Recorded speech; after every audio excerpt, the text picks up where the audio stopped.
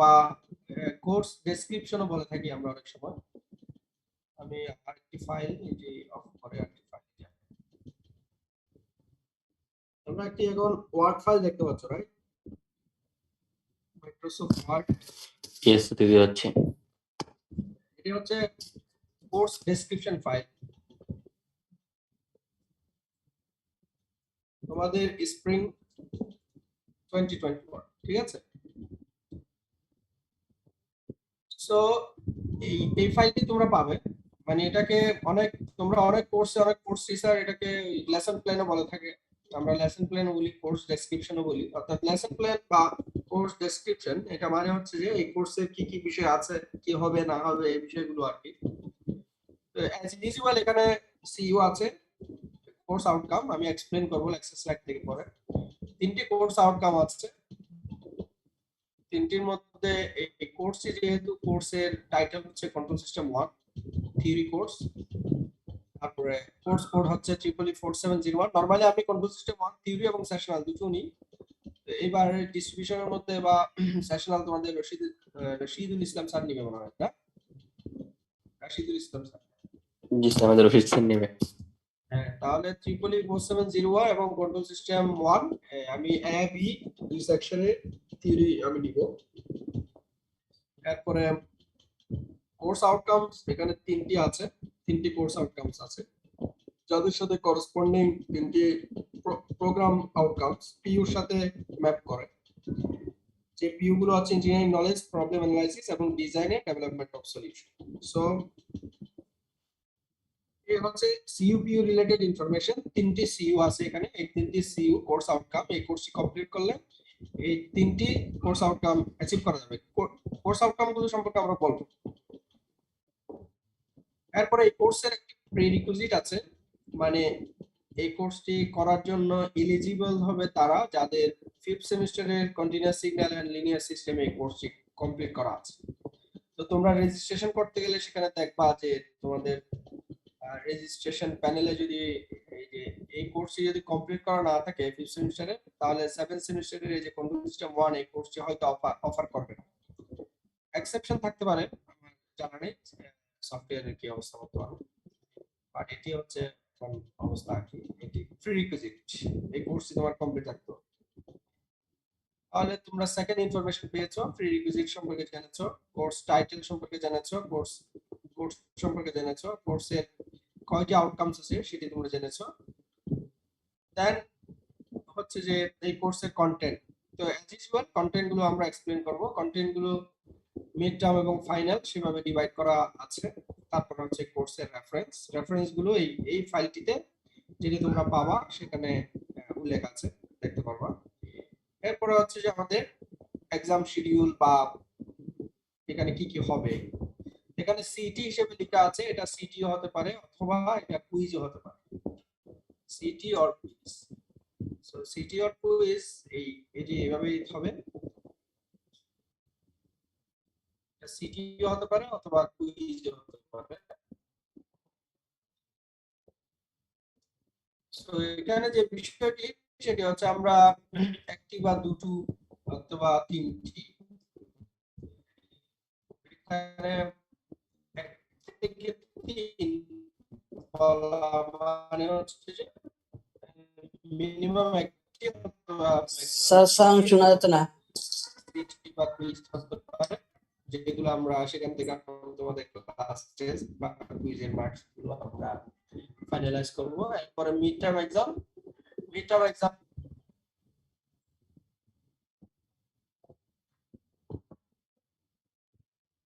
এই সালমান সাফি চিনো নাকি তোমরা? জি স্যার। জি স্যার আমাকে ও তো আইডি রিনিউ করে করায় বুঝতে পারছি। আসসালামু যাই আলাইকুম হোক, ওয়ালাইকুম আসসালাম। স্যার। ওয়েটিং রুমটা অফ করে দিলে স্যার মানে ভালো হয়, আজকে নেটের প্রবলেম করতেছে তো, কিছুক্ষণ পর পর অনেক সময় বেরো যাচ্ছে আবার অন ঢুকতে হচ্ছে স্যার। এখনো তো ওরকম সমস্যা কারো হয়নি, আমি এখানে কাউকে ওয়েটিং এ দেখতে পাচ্ছি। যারা একবার ঢুকে মানে এন্টার করে হয়তো সম্ভবত এরকম তো এখনো দেখতে পাইনি। যাই হোক, ওরকম সমস্যা হলে ঠিক আছে করে দিব, অফ করবো। সো আমরা এক্সাম শিডিউলটা এখানে এই ফাইলটিতে বলা আছে, তারপরে হচ্ছে ক্লাস শিডিউল গুলো বলা আছে, কোন উইকে কি কি টপিকসে আমরা ক্লাস নিব এগুলো এই ফাইলটিতে বলা থাকবে। এরপরে আসো যে বিষয়ে চেঞ্জেস ফ্রম লাস্ট সেমিস্টার, এটা ইম্পর্টেন্ট এই ফাইলে, যে এর আগের সেমিস্টারের সাথে এই সেমিস্টারে কি পরিবর্তন হতে পারে। তো এই সেমিস্টারে আসলে নরমালি গত সেমিস্টারের থেকে, গত সেমিস্টার যারা এই কোর্সটি করেছে তাদের সাথে তোমাদের খুব একটা পরিবর্তন নেই, খুব বেশি পরিবর্তন নেই, হয়তো লেকচার স্লাইড গুলো সামান্য আপডেট হবে এরকমই। কোর্স কন্টেন্ট, তারপরে টপিকস, রেফারেন্স এই রিলেটেড কোনো পরিবর্তন নেই। তো গত সেমিস্টারের পরিবর্তন ছিল এর আগের সেমিস্টারের সাথে, সেটা তোমরা এখানে দেখতে পাচ্ছ এই ফাইলটিতে। তোমাদের সাথে গত সেমিস্টারের খুব একটা কি নেই, মানে চেঞ্জ নেই, সিলেবাস কমপ্লিট সেম সিলেবাস। এরপর হচ্ছে যে এই কোর্সটি তোমরা কমপ্লিট করলে এখানে তোমাদেরকে কিছু সার্ভে তোমাদেরকে ফিল আপ করতে হবে, যেমন একটি হচ্ছে TS survey, teaching efficiency survey. তারপর হচ্ছে যে আমরা জুম অথবা মিটে এখানে লেকচার ডেলিভার করব, এটা টেকনিক্যাল ফ্লেক্সিবিলিটির উপর বেস করে। তারপরে গুগল ক্লাসরুম হবে এই কোর্সের কোর্স পেজ হিসেবে ইউজ হবে আর কি, কোর্স পেজ হিসেবে আমরা গুগল ক্লাসরুম ইউজ করব, যেখানে তোমরা আমার সাথে কমিউনিকেশন করবা, বিভিন্ন ডকুমেন্ট শেয়ার করব। তারপরে ক্লাসের অ্যানাউন্সমেন্ট, পরীক্ষার অ্যানাউন্সমেন্ট, এই সব কিছু আমরা গুগল ক্লাসরুমে দিব। সো অলরেডি তোমরা গুগল ক্লাসরুমে জয়েন করেছো, যার কারণে তোমরা অলরেডি আজকের মিটিং এর লিংক পেয়েছো এবং সেই অনুসারে মিটিং এ জয়েন করতে পেরেছো। এই ফাইলটি তোমরা পাবা, এটা হচ্ছে কোর্স ফাইল, হচ্ছে তোমাদের লেসন প্ল্যান, অথবা এটাকে আমরা কোর্স ডেসক্রিপশন বলতে পারি। সো আমরা আবার আগের অবস্থায় চলে যাই। এখন তোমরা লেকচার স্লাইড দেখতে পাচ্ছ, রাইট?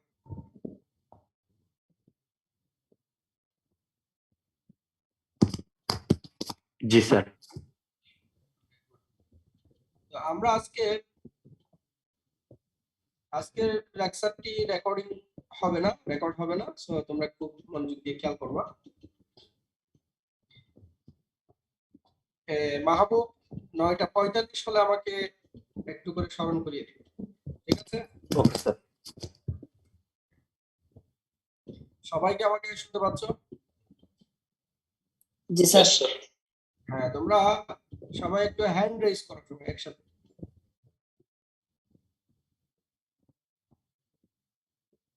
এখানে একটা হ্যান্ড রেজ করার অপশন আছে, সেখানে হ্যান্ড রেজ করো। পার্টিসিপেন্ট আছে 35,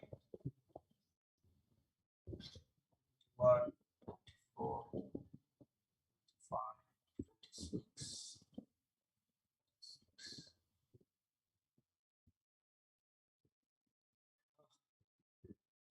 দেখে না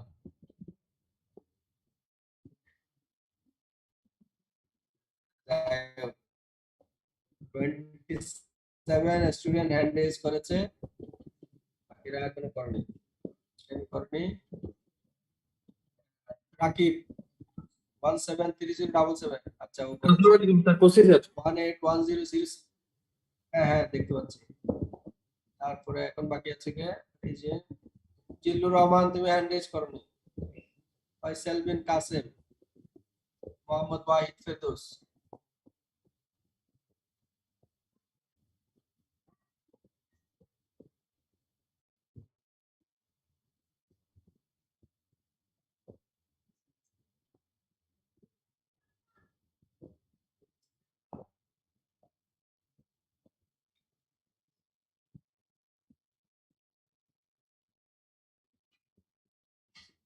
মাহবুব শুনতে পাচ্ছ আমাকে? জি স্যার, শুনতে পাচ্ছি। আমরা কন্টিনিউ করে, তুমি আমাকে 45 হলে জানাবা যে ইনস্ট্রাকশন।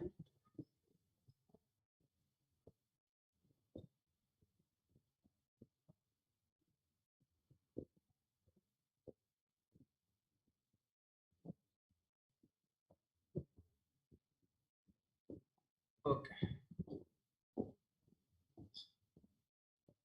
সো 34701 কন্ট্রোল সিস্টেম 1, এটি তোমাদের অনেকগুলো কোর কোর্সের মধ্যে একটি কোর্স, অর্থাৎ তোমরা electrical BSc in electrical and electronic engineering ত্রিপলিতে যে বিএসসি কোর্সটি অনার্স কোর্স, এর মধ্যে যে কোর কোর্স রয়েছে তার মধ্যে এটি একটি বেসিক কোর কোর্স। এই কোর্সের মাধ্যমে তোমাদেরকে সিস্টেমকে, কোন একটি system, electrical system, mechanical system অথবা ইলেকট্রোমেকানিক্যাল সিস্টেম, সিস্টেম বলতে কাকে বলে, সিস্টেম কাকে বলে এটা তোমরা ফিফথ সেমিস্টারে তোমাদেরকে বলেছিলাম। সিস্টেম হচ্ছে যার একটি প্রসেস বা একটি প্ল্যান্ট বা একটি এরকম কিছু, যার মধ্যে একটা আমরা ইনপুট দিব এবং একটি সিগন্যালকে, আমরা একটা সিগন্যালকে ইনপুট হিসেবে দিব, ফলে একটি সিগন্যাল আউটপুট হিসেবে পাবো। তাহলে একটা ইনপুট সিগন্যাল থাকবে, যার একটা ইনপুট থাকবে আর একটা আউটপুট থাকবে।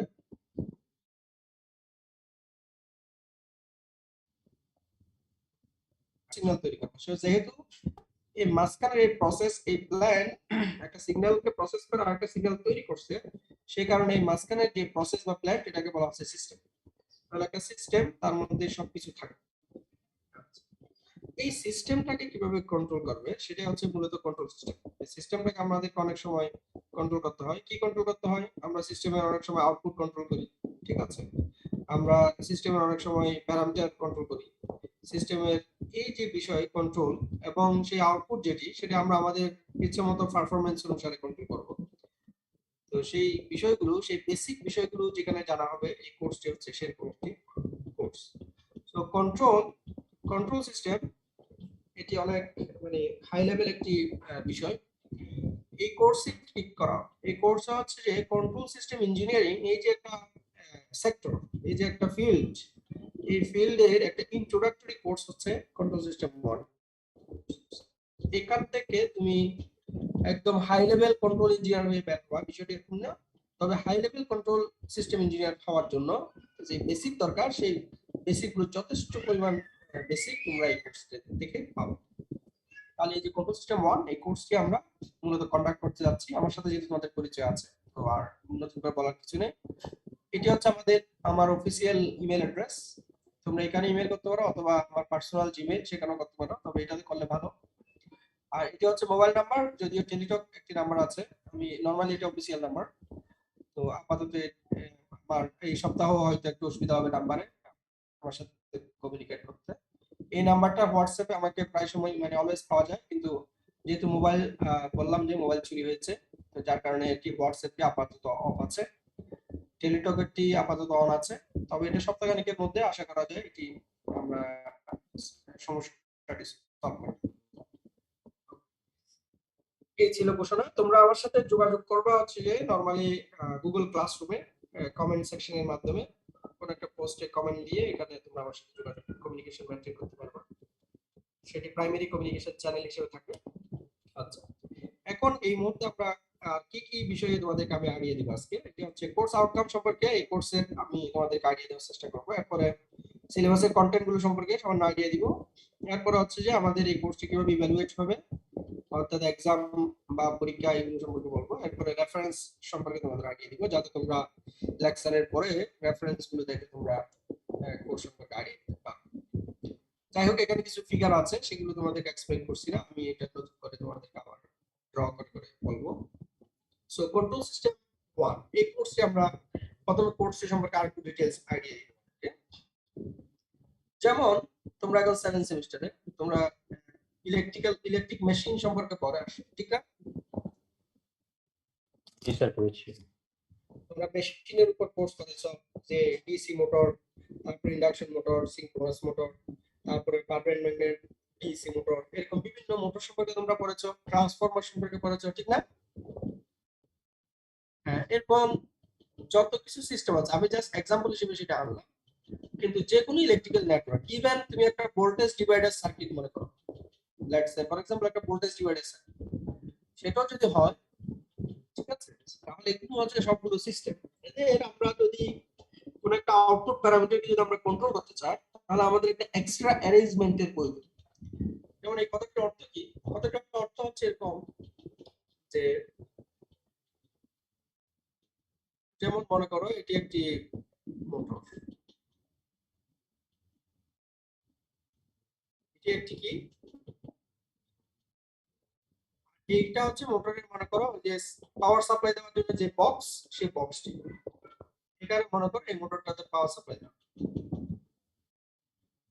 তো নরমাল তোমার মনের মধ্যে যে বিষয়টি, যেমন আসে সেটি হচ্ছে যে আমি যদি এই যে এখানে মনে করো এটা হচ্ছে পাওয়ার কর্ড, এখান থেকে আমি দুটো তার দিয়ে প্লাগিং করে মোটরটাকে এখানে কানেকশন দিই।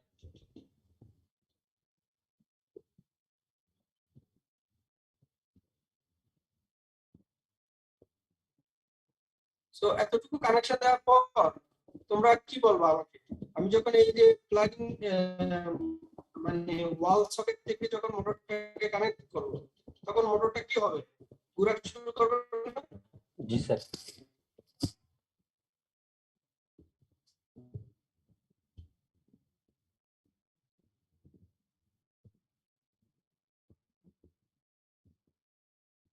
এখন প্রশ্ন হচ্ছে মোটামুটি এটা যে ঘোরা শুরু করবে ক্লক ওয়াইজ বা অ্যান্টি ক্লক ওয়াইজ, ঘোরা শুরু করবে। কিন্তু প্রশ্ন যেটি হচ্ছে, মনে করো এটি 220 ভোল্টের একটি সাপ্লাই, 220 ভোল্ট এসি সাপ্লাই। এখন এই মোটরটির গায়ে লেখা আছে যে এখানে 220 ভোল্ট সাপ্লাই হলে এই মোটরটি 220 ভোল্ট এবং 50 হার্টজ এরকম যদি সাপ্লাই হয়, তাহলে মোটরটি মনে করো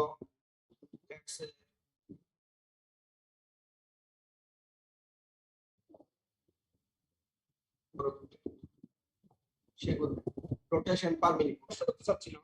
আমি যখন সাপ্লাই ভোল্টেজ আছে সেখান থেকে যখন এখন কি আসলে মোটরটা 1200 আরপিএম এ ঘুরবে নাকি কম বেশি হবে?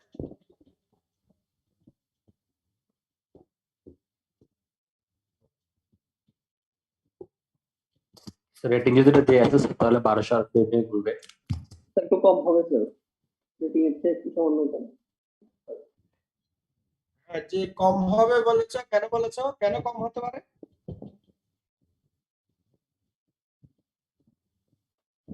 ফাংশনাল লস এর কারণে স্যার কিছুটা স্যার কম হতে পারে। বুঝতে পারিনি, আবার বলো, করে বলো। মেকানিক্যাল লস থাকবে না স্যার এখানে স্যার। হ্যাঁ, আর কারো কোনো এখানে মতামত আছে? স্যার আমাদের মনে করো সবারিতে আমরা পারফেক্ট 220 ভোল্ট পাই না, একটু ওঠানামা করে। এক্স্যাক্টলি এই কোশ্চেনটা আমি এই আনসারটা তোমাদের কাছে চাচ্ছিলাম। সেটা হচ্ছে এই যে আমরা এখানে 220 বলছি, এটা কন্ট্রোল ভোল্টেজ না আনকন্ট্রোল ভোল্টেজ? Uncontrolled sir. হ্যাঁ, এটাও এক ধরনের কন্ট্রোল, এটা কন্ট্রোল করে, বাট এটা প্রিসাইজ কন্ট্রোল না। এটা লোডের অবস্থা অনুসারে এটা চেঞ্জ হয়ে যায়। ফ্রিকোয়েন্সিটা হচ্ছে এখানে 50 হার্টজ মানে রাখার সর্বোচ্চ কন্ট্রোলিং থাকে। এটার উপরে যথেষ্ট কন্ট্রোল আছে, মানে তোমাদের আমাদের পাওয়ার সাপ্লাই যে কোম্পানিগুলো আছে তাদের এটার উপরে বা ইউটিলিটি গুলো আছে, তাদের এই ফ্রিকোয়েন্সির উপরে যথেষ্ট কন্ট্রোল থাকে। কারণ এই ফ্রিকোয়েন্সির উপরে যদি কন্ট্রোল হারিয়ে ফেলে, তাহলে ব্ল্যাক আউট বলে একটা কথা শুনো তোমরা, এই টার্মটার সাথে কি তোমরা পরিচিত কিনা? ব্ল্যাক আউট, জি স্যার। কেউ একজন বলো তো, ব্যাখ্যা করো তো ব্ল্যাক আউট কি? এটা তোমাদের ইঞ্জিনিয়ারিং দরকার আছে। স্যার হঠাৎ কোনো টাউনের পুরো একটা বড় এরিয়ার সম্পূর্ণ ইলেকট্রিসিটি বা যে কোনো ধরনের পাওয়ার সাপ্লাই পুরো বন্ধ হয়ে গেলে, এমনকি রাস্তার লাইট সহ। হ্যাঁ, রাইট। ব্ল্যাক মিন্স একটা পাওয়ার সাপ্লাই সিস্টেমের পুরো পাওয়ারটা যদি কোনো কারণে মানে অফ হয়ে যায়, কোনো কারণে যে কারণে হোক, যদি টোটাল পাওয়ার সিস্টেমের টোটাল শাটডাউন হয়ে যায়, যে কারণে, ঠিক আছে? তো নরমালি টেকনিক্যাল যে ব্ল্যাক আউটটা হয় সেটা হচ্ছে এই ফ্রিকোয়েন্সি কন্ট্রোলটা যদি তুমি হারিয়ে ফেলো, এই ফ্রিকোয়েন্সি কন্ট্রোল যদি তোমার চলে যায়, তাহলে কিন্তু অটোমেটিক ব্ল্যাক আউট হবে, অটো ব্ল্যাক আউট। মানে এই ফ্রিকোয়েন্সি এটা 50 হার্টজ থাকার কথা, এটা যদি এটা নরমালি এটার বাউন্ডারি হচ্ছে 49 পয়েন্ট মানে এরকম আর কি, 49 পয়েন্ট সামথিং, মানে 1 2 এরকম, এখান থেকে 50 পয়েন্ট সামথিং, এটাই হচ্ছে এটা বাউন্ডারি বা রেঞ্জ। কিন্তু কমে গেলে, যদি ফ্রিকোয়েন্সি যাচ্ছে আরো অনেক কমে যায়, তখন কি হবে? অটোমেটিক শাটডাউন শুরু হবে। কি শাটডাউন শুরু হবে? প্রথমে লোড শাটডাউন, প্রথমে হচ্ছে তোমার জেনারেটর যেগুলো পাওয়ার জেনারেট করতেছে, যেখানে ফ্রিকোয়েন্সি আরো কমে যাবে সেখানে জেনারেটর অফ করবে। জেনারেটর অফ করার কারণে তোমার সাপ্লাই কমে যাবে, সাপ্লাই কমে যাওয়ার কারণে তোমার ডিমান্ড যখন বেড়ে যাবে তখন তোমাকে লোড শেড করতে হবে, তো অটোমেটিক লোড শেড হবে। এভাবে ফ্রিকোয়েন্সি কন্ট্রোল যদি চলে যায়, তোমার এদিকে পাওয়ার সাপ্লাই ডিসকানেক্ট হতে থাকবে, ফলে লোডও ডিসকানেক্ট হতে থাকবে। এই যে সিনক্রোনাস যে অপারেশন, একটার পর একটা সিকোয়েন্সিয়াল যে অপারেশন, এটার কারণে পুরো সমগ্র পাওয়ার প্ল্যান্ট, সমগ্র সিস্টেমে যতগুলো সাপ্লাই আছে সবগুলো অফ হয়ে যাবে, লোড অফ হয়ে যাবে, যার কারণে এটা টোটাল একটা ব্ল্যাকআউট তৈরি। এখন মজার বিষয় হচ্ছে যে ফ্রিকোয়েন্সি, এটার উপরে একটা পিডিবি বলি বা আমরা ডিপিডিবি বলি অথবা ডিস্ট্রিবিউশন কোম্পানি বলি, এক কথায় তাদের এটার উপর যথেষ্ট কন্ট্রোল আছে। কিন্তু এই যে আমাদের সাপ্লাই, 9:45 হয়ে গেছে। ওকে ঠিক আছে, এটা আমার একটা আইডিয়া নেওয়া গুড। ঠিক আছে, আমরা আমাদের ইয়ার মধ্যে আছি, রেঞ্জের মধ্যে আছি। তাহলে এই যে 220 ভোল্ট যেটি, এটির উপরে মানে কন্ট্রোলটা খুব প্রিসাইজ, যার কারণে কি হবে তোমার এই পাশাপাশি সাপ্লাই ভোল্টেজটা 220 থাকে না। যেমন আমি এই যে এটা যে বাসায় আছি, সেখানে একটা যে ফ্রিজের আছে না, রেগুলেটর আছে না, ভোল্টেজ স্টেবিলাইজার, জি স্যার। আছে। তো ওটার ডিসপ্লের মধ্যে ইনপুট ভোল্টেজ এবং আউটপুট ভোল্টেজটা এখানে সবসময় 220 ভোল্ট দেখাচ্ছে, মানে স্টেবিলাইজার বা রেগুলেটর সে বা এটা একটা ভোল্টেজ কনভার্টার, তো সে কি করতেছে, ভোল্টেজকে ইনপুট যাই থাকুক আউটপুটকে সবসময় 220 রাখতেছে, মানে ফ্রিজের স্টেবল অপারেশনের জন্য। সো কিন্তু ইনপুটে আমি দেখতে পাচ্ছি সেখানে 220 ভোল্ট নেই কখনো, সেখানে রাত্রে হলে রাত 11টা 12টা যখন হয়, সন্ধ্যার পর থেকে নরমালি 170 ভোল্টের কম হয়ে যায়, 160 ভোল্ট হয়ে যায়, ইভেন একদম লোয়েস্ট আমি দেখেছি 136 পর্যন্ত দেখেছি, 136 পর্যন্ত। নরমাল প্রতিদিনের এভারেজ যে লোয়েস্টটা হয় সেটা আমার কাছে মনে হয়েছে 150 থেকে 160, এর মধ্যে হচ্ছে লোয়েস্ট। হাইয়েস্ট যেটা দেখেছিলাম সেটা খুব কম সময় দেখেছিলাম, 240 পর্যন্ত হাইয়েস্ট দেখেছিলাম, যেটা নরমালি হয় না। এমনি এখন নরমাল অবস্থায় হাইয়েস্ট হচ্ছে 200, 202, 210, 12 এতটুকু যায়, 220 ভোল্ট কিন্তু কখনো থাকে না। আলটিমেট আমি যদি লোয়েস্ট এবং হাইয়েস্ট রেঞ্জটা দেখি, সো আমি বলতে পারি যে এখানে লোয়েস্ট সাপ্লাই ভোল্টেজটা হচ্ছে 150, আর হাইয়েস্ট যেটা আমি দেখতে পাচ্ছি সেটাকে আমি 220 ভোল্ট দিয়ে দিই, কারণ এর চেয়ে বেশি কখনো এখানে খুব একটা দেখা যায় না। তাহলে এখন যদি আমি তোমাদেরকে প্রশ্ন করি, তুমি কি এই মোটরটার স্পিড 1200 আরপিএম পাবে, কনস্ট্যান্ট পাবে? না স্যার, পাবো না। কিরকম পাবা, তোমার আইডিয়া কি?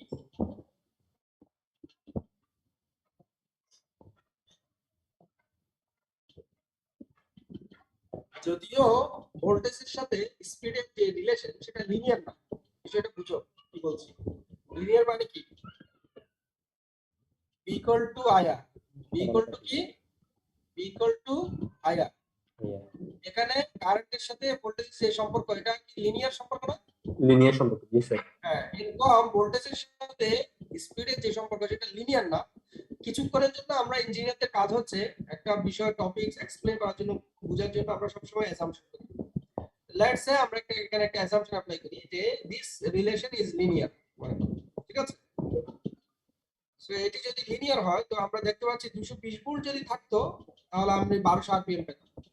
যেহেতু 150 ভোল্ট হয়ে যাচ্ছে তাহলে আমি কত আরপিএম পাবো? এটা ঐকিক নিয়ম অ্যাপ্লাই করলে অটোমেটিক তুমি বুঝতে পারবে না জি স্যার। কত আরপিএম হবে, ঠিক আছে কিনা? জি স্যার। কেউ একজন ক্যালকুলেট করে বলো 150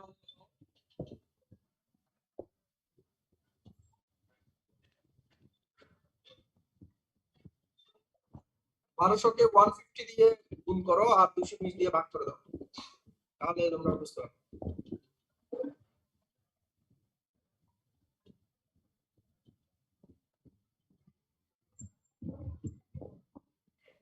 আচ্ছা, স্যার 818 818.18 818 ধরলাম আর কি, এটা দিবি। তার মানে মোটরটা থেকে তুমি 800 থেকে 1200 আরপিএম এই রেঞ্জের মধ্যেই স্পিড পাবা। তাহলে এখন মজার বিষয় হচ্ছে তুমি যদি এই মোটরটাকে কোনো একটা প্রিসাইজ অ্যাপ্লিকেশন ইউজ করো, মনে করো পানি তোলার কাজে যদি এটাকে পাম্প হিসেবে ব্যবহার করো, তাহলে কোনো অসুবিধা নেই, কারণ কোনো সময় পানি একটু বেশি উঠবে, কোনো সময় পানি একটু কম উঠবে, এতে কোনো সমস্যা নেই। আমার ওই যে পানির যে ট্যাঙ্কিটা আছে উপরে ট্যাঙ্ক, ওই ট্যাঙ্কটা মনে করো সময় একটু বেশি লাগবে এটা ফিল আপ করতে, এটা আমার খুব একটা অসুবিধা হবে না। কিন্তু তুমি যদি একটা প্রিসাইজ কন্ট্রোল ইউজ করো, মনে করো তুমি একটা প্রোডাক্ট প্যাকেজিং সিস্টেমের মধ্যে যদি এই মোটরটা ইউজ করো, আর ভোল্টেজ ফ্লাকচুয়েশনটা যদি এভাবে হয়, স্পিডের যদি ফ্লাকচুয়েশনটা যদি এরকম হয়, তাহলে কি হবে? তাহলে তোমার এই যে মনে করো একটা বিস্কিট প্যাকেজিং কোম্পানি, সেখানে তুমি বিস্কিট অটোমেটিক প্যাকেজ করার কাজে এটা ইউজ করছো। স্পিড যখন চেঞ্জ হবে, তখন যে প্রোডাক্টটি বিস্কিটটি যে সময় যেখানে থাকার কথা তার চেয়ে পিছনে থাকবে। যার কারণে হবে কি, যখন তাকে প্যাকেট করার কথা থাকবে, অর্থাৎ একসাথে মানে এটাকে স্ক্রোলিং করে বা এটাকে এই শর্টিং করে যখন হচ্ছে প্যাকেট করতে নেওয়ার অবস্থা পজিশন, ওই সময় সে পিছনে থাকবে। ফলে কি হবে, তোমার অনেকগুলো প্যাকেট লস হয়ে যাবে, কারণ একটা অপারেশনের সাথে একটা অপারেশন রিলেটেড, অথবা তোমার অনেক সময় চলে যাবে, অনেক সিস্টেম লস হবে। এই যে ফ্রি সাইজ অ্যাপ্লিকেশনের ক্ষেত্রে এই কাজটি করা যাবে। তাহলে এখানে কন্ট্রোল সিস্টেমের কাজ, কন্ট্রোল সিস্টেম কি করবে? কন্ট্রোল সিস্টেম এখানে একটা এক্সট্রা অ্যারেঞ্জমেন্ট অ্যাপ্লাই করবে। কোথায়? এই যে সাপ্লাই এবং মোটরের মাঝখানে এখানে একটা কন্ট্রোল বক্স বসানো। কথা কি বুঝতে পেরেছো? এই যে জি ছেলেরা, জি স্যার, এখন ধরো আমি বলছি এই কথাটি সামারি হচ্ছে, এখন বলছি আমি কেন এই আলোচনায় গেলাম। এগুলো এতক্ষণ যা বলেছি এগুলো সব তোমরা জানো, সব তোমরা পরে এসেছো, মোটর সম্পর্কে জানো, সাপ্লাই সম্পর্কে জানো। এখন যে এটি বলছি সেটি হচ্ছে নতুন বিষয়। এই যে সাপ্লাই এবং এই যে মোটরের মাঝখানে এখানে আমরা একটা কন্ট্রোল অ্যারেঞ্জমেন্ট ইউজ করলাম, অ্যাপ্লাই করলাম। সো এটার নাম দিলাম আমরা কন্ট্রোলার বা কনভার্টার। এটাকে কন্ট্রোলার বলতে পারি। এটা কোন ধরনের controller? Let's say for example এটা একটা ভোল্টেজ কন্ট্রোলার, হ্যাঁ, বা কনভার্টার।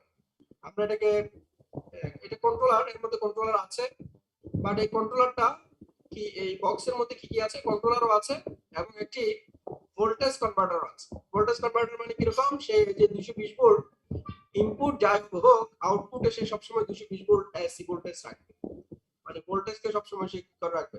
220 ভোল্ট করে রাখবে, মানে স্টেবিলাইজার। তাহলে এই যে ইনপুট কম হোক বেশ হোক, 220 ভোল্টের চেয়ে কম হোক, 150 হোক বা 240 হোক, আউটপুট ভোল্টেজ সবসময় 220 ভোল্ট রাখবে। এটা হচ্ছে, এটা একটা মনে করো তোমরা power system, sorry power electronics course পড়বে না এবার? জি স্যার। তো এটা একটা এসি কনভার্টার। তোমরা যদি বলো এটা একটা এসি কনভার্টার, তাহলে আবার এটাকে আমরা নরমালি বলি এটা একটা কনভার্টার। সো এই কনভার্টারটাকে মূলত আমরা কন্ট্রোল করবো এখান থেকে আরেকটা সিগন্যাল। ঠিক আছে, এই যেটা হচ্ছে মেইন কন্ট্রোলারটা হচ্ছে ঠিক আছে। তাহলে এই কন্ট্রোলার এই কনভার্টারটাকে কন্ট্রোল করার মাধ্যমে এই ইনপুট ভোল্টেজটাকে অলওয়েজ আউটপুটে 220 ভোল্ট রাখবে।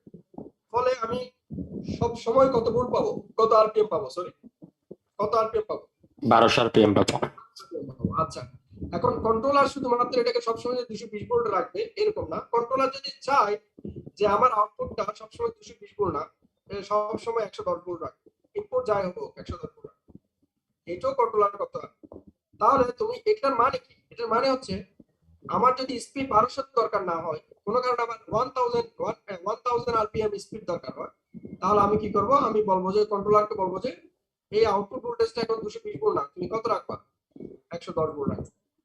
কথা কি বুঝতে পেরেছো? জি স্যার। হ্যাঁ, কোন সময় আমার মনে হচ্ছে এই সময় আমার আসলে 800 আরপিএম দরকার। কত আরপিএম? 800 আরপিএম স্পিড দরকার। তো আমি কন্ট্রোলারকে বলবো যে তুমি এদিকে চেক করো, এটা 110 না, এটা 210।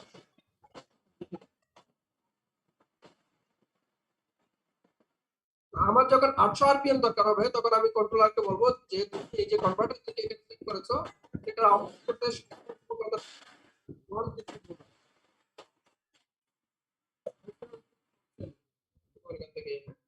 150 ভোল্ট রাখবা। কত ভোল্ট রাখবা? 150। তাহলে তুমি 800 আরপিএম পাবা। এখন কি বিষয়টা কি বুঝে আসছে তোমাদের? জি স্যার, বুঝতে পেরেছি। এখন এই কন্ট্রোলার কি, এই কন্ট্রোলারের এই যে পারফরম্যান্স, আমি যে 800 আরপিএম পাবো, সেই আউটপুটটা আমি কিভাবে পাচ্ছি, বিষয়টা খেয়াল করো। আমরা এই কোর্সে কি পড়তে যাবো এগুলো এখন সব তোমাদের কাছে clear. Let's say for example আমি 1200 আরপিএম চাচ্ছি, এটাই হচ্ছে আমার 1200 আরপিএম, এটা আমার জিরো লেভেল, ঠিক আছে। আচ্ছা, আমি অন্য একটা কালার দিয়ে ড্র করি, তাহলে তোমাদের জন্য এটা বুঝতে সহজ হবে।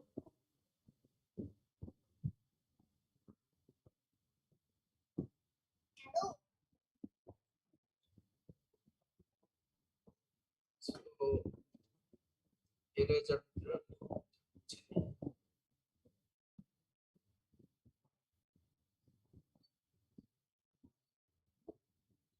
এই যে মনে করো এটা হচ্ছে x এবং y অ্যাক্সিস। সো তোমার আমার কন্ট্রোলার যে রেফারেন্স বললো, কন্ট্রোলার বললো কি আমার মোটরের স্পিড দরকার কত 1200 rpm।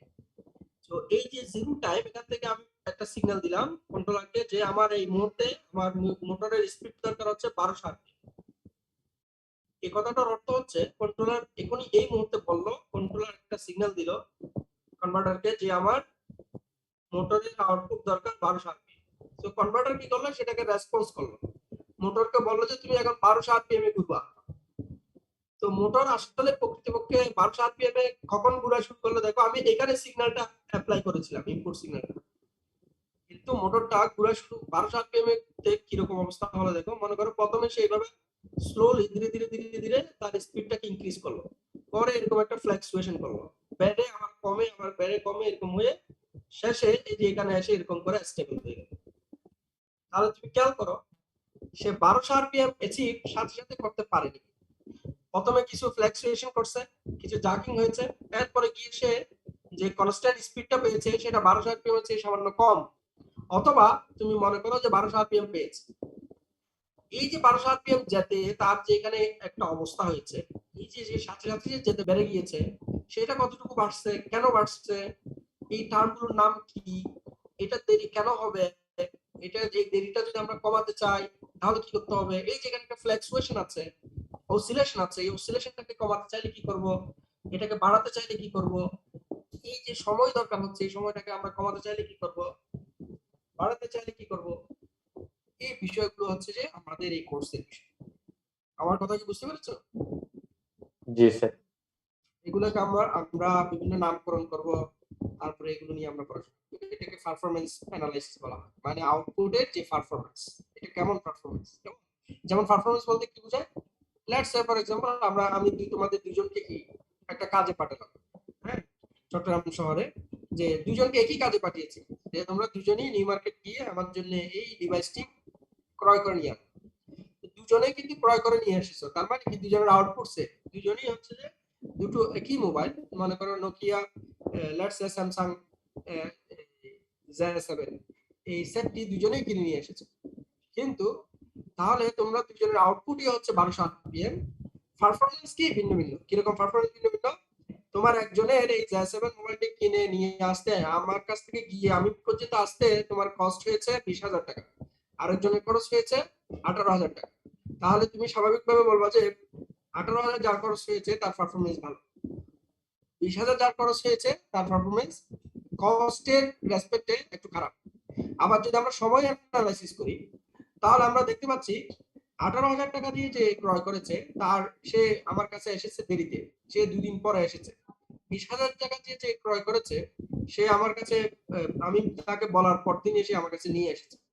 তাহলে টাইমের রেসপেক্টে যদি আমি আউটপুটটাকে বিবেচনা করি তাহলে আমি বলবো যে 20,000 টাকা দিয়ে যে কিনেছে তার পারফরম্যান্স ভালো।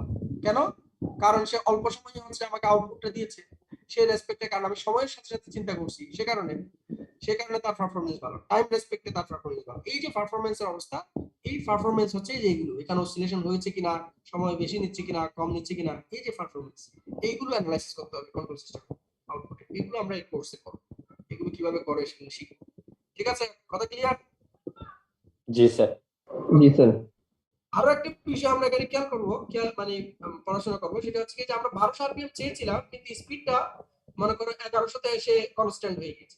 তাহলে এখানে একটা সবসময় একটা ডিফারেন্স আছে কিনা, চেয়েছি 12 পেয়েছি 11, তার মানে কত, সবসময় একটা 100 ডিফারেন্স স্পিডের আছে। তাহলে এটাকে বলা হয় এরর, স্টেট এরর। এরকম এরর আছে কিনা সেটাও আমরা ক্যালকুলেশন করে দেব কন্ট্রোল সিস্টেম পারফরম্যান্স। এই বিষয়গুলো হচ্ছে এই কোর্সের মূলত কন্টেন্ট। তাহলে এই কোর্সে কি পড়বো, কোথায় এই কোর্সের অ্যাপ্লিকেশন, সেই সম্পর্কে তোমরা একটা আইডিয়া পেয়েছো। আমি এখানে একটা মোটরের एग्जांपल দিয়েছি, ইট ডাজন্ট ম্যাটার, এটা একটা ইলেকট্রিক্যাল যে কোনো সিস্টেম হতে পারে। মনে করো একটা voltage divider circuit, let's say একটা সিম্পল ভোল্টেজ ডিভাইডার সার্কিট, এই যে 2 রেজিস্টর বেস, এটা একটা। এখন এই রেজিস্টরটা, এটা যদি নরমালি যদি এখানে যদি 20 ভোল্ট আমি অ্যাপ্লাই করি, তোমরা ডিসি সার্কিটের নলেজ অনুসারে, আর এটা যদি 2 ওহম এটা 2 ওহম হয়, তাহলে তুমি চোখ বন্ধ করে বলবা যে স্যার এখানে ভোল্টেজ হবে 10 ভোল্ট, এটার অ্যাক্রসে ভোল্টেজ হবে কত ভোল্ট? 10 ভোল্ট। 10 ভোল্ট। এটা তুমি চোখ বন্ধ করে বলতে পারো। কিন্তু আমি যদি এই যে 2 ওহম রেজিস্টর, এই যে লোড রেজিস্টর, এটার অ্যাক্রসে যদি আমি সব সময় 10 ভোল্ট না, এটার অ্যাক্রসে যদি আমি আমার ইচ্ছা মতো ভোল্টেজ আউটপুট পেতে চাই, সেম সার্কিটের জন্য, এই সিস্টেমটার জন্য এখানে 20 ভোল্ট ঠিক আছে, 20 ভোল্ট ঠিকই আছে। এখানে 2 ওহম এটাও মনে করো ঠিক আছে বা নেই, আমি সেটা আমার পছন্দ মানে বিষয় কনসার্ন না। এখানে 20 ভোল্ট মনে করো ঠিকই আছে, কিন্তু আমি এখানে আমার স্যার শোনা যাচ্ছে না? স্যার কথা বোঝা যাচ্ছে না। রেঞ্জের মধ্যে আমি এটাকে কন্ট্রোল করতে চাচ্ছি আউটপুটটাকে।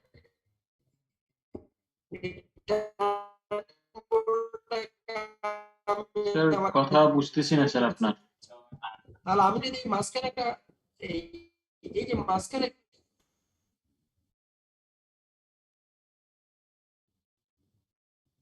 হ্যাঁ, কথা 1 সেকেন্ড বা 2 সেকেন্ড বুঝে যায়নি, এখন বুঝে যাবে।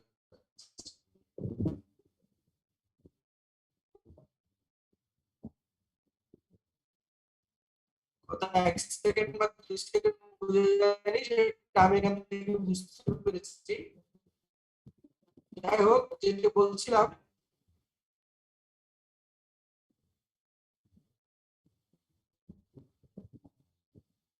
আমার কথা এখন শুনতেছো? না স্যার, স্যার কাটা কাটা আসতেছে। স্যার এখনো স্যার সমস্যা মনে হয় আছে স্যার।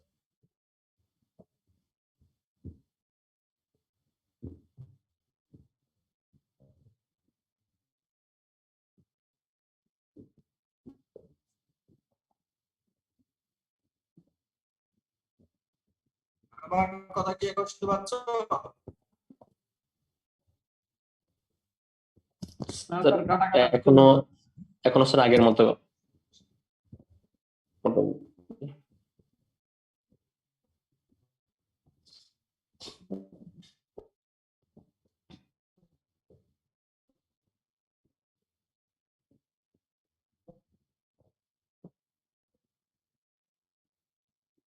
আমি এই জন্য এখন কথা বলছি না, একটু ওয়েট করছি। স্যার এখন মোটামুটি ঠিক আছে মনে হচ্ছে।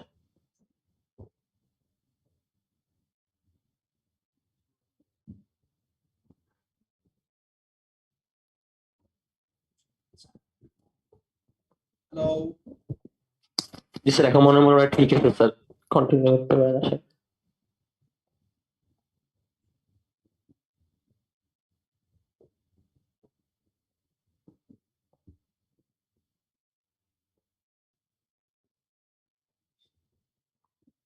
এখন কি আমাকে শুনতে পাচ্ছ? হ্যাঁ স্যার এখন শুনতে পাচ্ছি স্যার।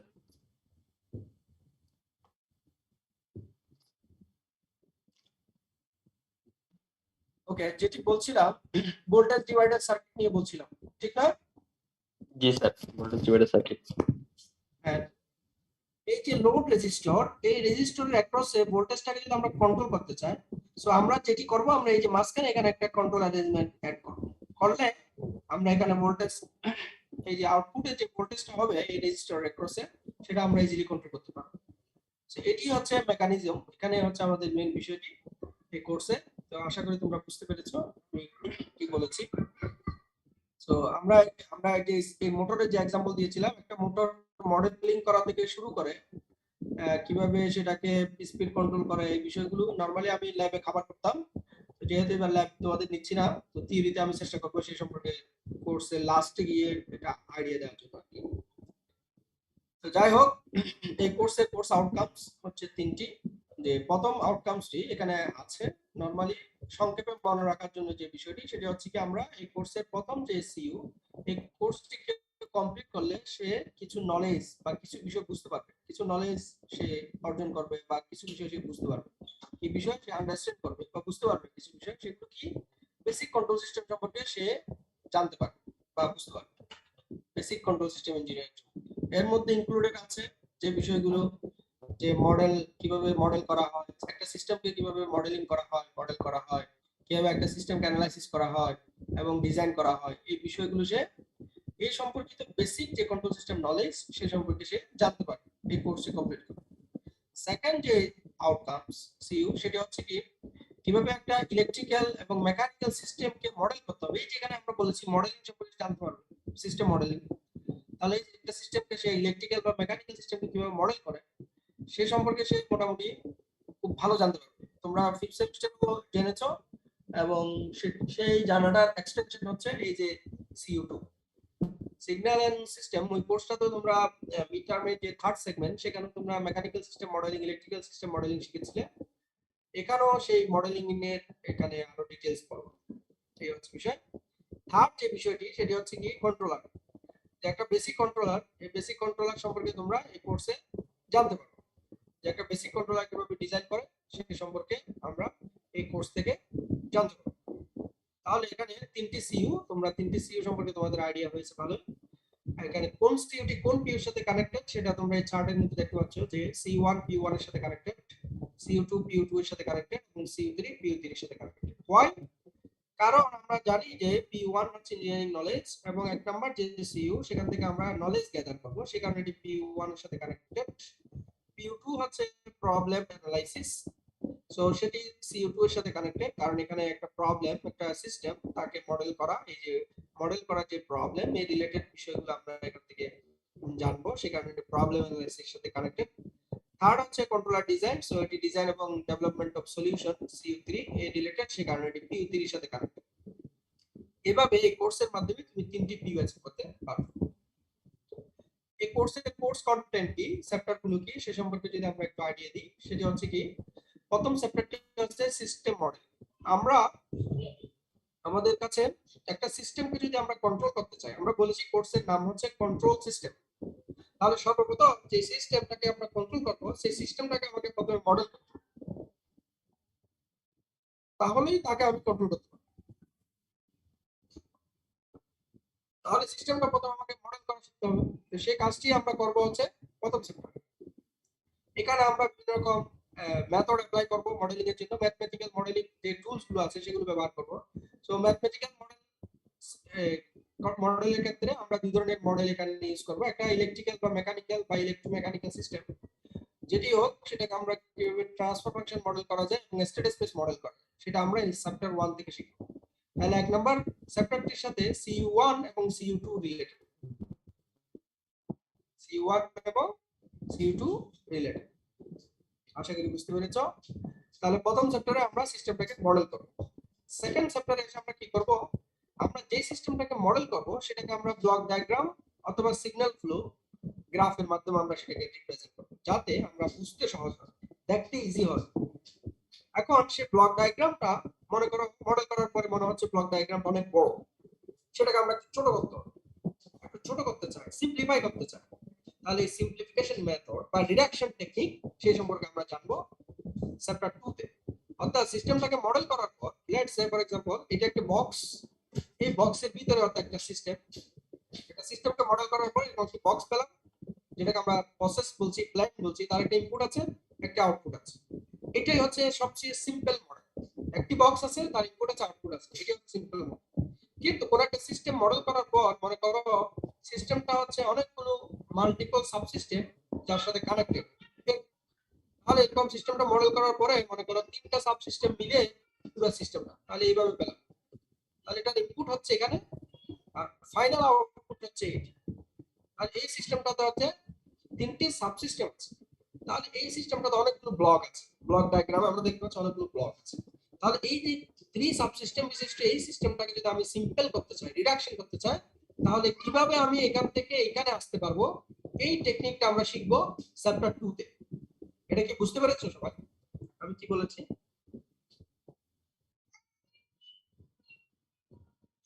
জি স্যার। গুড।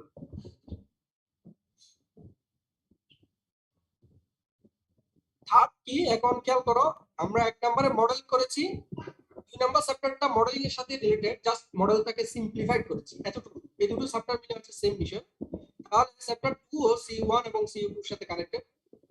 কারণ এখানে বিভিন্ন ধরনের নলেজ আছে এবং তার সাথে মডেলিং রিলেটেড, সে কারণে এটি সিইউ এর সাথে কাজ। 3 নাম্বার চ্যাপ্টারটা হচ্ছে স্টেবিলিটি। এই যে সিস্টেম যেটাকে আমরা মডেল করলাম, সিস্টেমটা কি স্টেবল অপারেশন করবে না আনস্টেবল অপারেশন করবে, সিস্টেমটার বিহেভিয়ারটা কিরকম হবে, এটাকে স্টেবল বিহেভিয়ার হবে না আনস্টেবল বিহেভিয়ার, এই বিষয়টা আমরা বসে অ্যানালাইসিস করে এটা আমরা বের করব ওই সিস্টেমের মডেল থেকে। মডেলের উপর বেস করে আমরা সিস্টেমটার স্টেবিলিটি অ্যানালাইসিস করব। এই কাজটি আমরা যে মডেলটা পেলাম চ্যাপ্টার 1 এ বা 2 তে, সেটার উপর বেস করে এটি করব।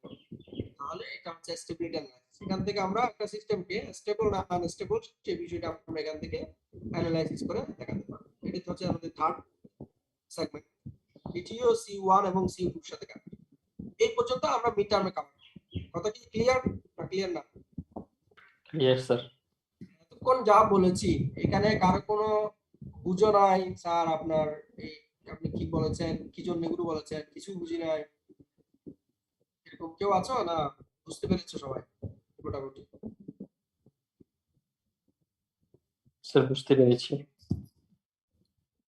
বাকিদের কি অবস্থা? যারা যারা বুঝতে পেরেছে তারা যারা হাত তুলো।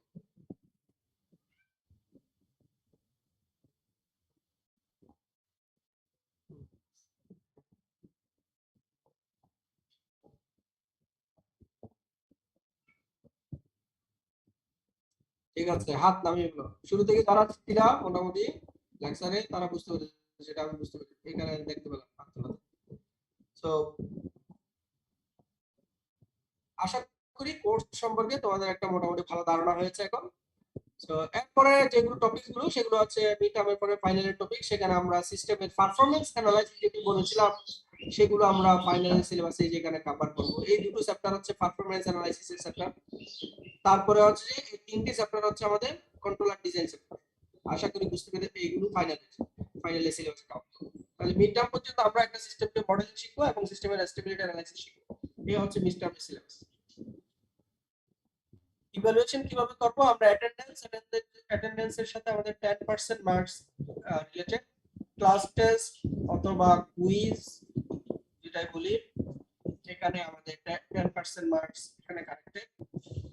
তারপর হচ্ছে আমাদের মিড টার্ম হচ্ছে নরমালি 30 মার্কস, অফলাইনে হলে 30 মার্কস হবে, অনলাইনে হলে 21 + 9, অথবা পরীক্ষার আগে অথরিটি যেভাবে আমাদেরকে কি বলবে ডিরেকশন দিবে আমরা সেভাবে মার্কসটাকে অ্যালোকেট করব, কিন্তু টোটাল মার্কস 30 মিড টার্মের জন্য, এটা ঠিক থাকবে। ফাইনাল एग्जाम 50 মার্কস, এটাও ঠিক থাকবে, কিন্তু কিভাবে কত হবে তোমরা অলরেডি অনলাইনে অনেকগুলো পরীক্ষা দিয়েছো, সেই অনুসারে তোমরা পরীক্ষার আগে বা যদি গতবারের মতো ঠিক থাকে তাহলে সেভাবে ডিস্ট্রিবিউট হবে। সো 30 মার্কস নরমাল অ্যাসাইনমেন্ট হয়, 20 মার্কস কুইজ প্লাস ভাইভা এরকম হয়। সো এইভাবেই অনলাইনে হলে সেভাবে হবে। সো কোর্স ইভালুয়েশন সম্পর্কে একটা প্রশ্ন আছে?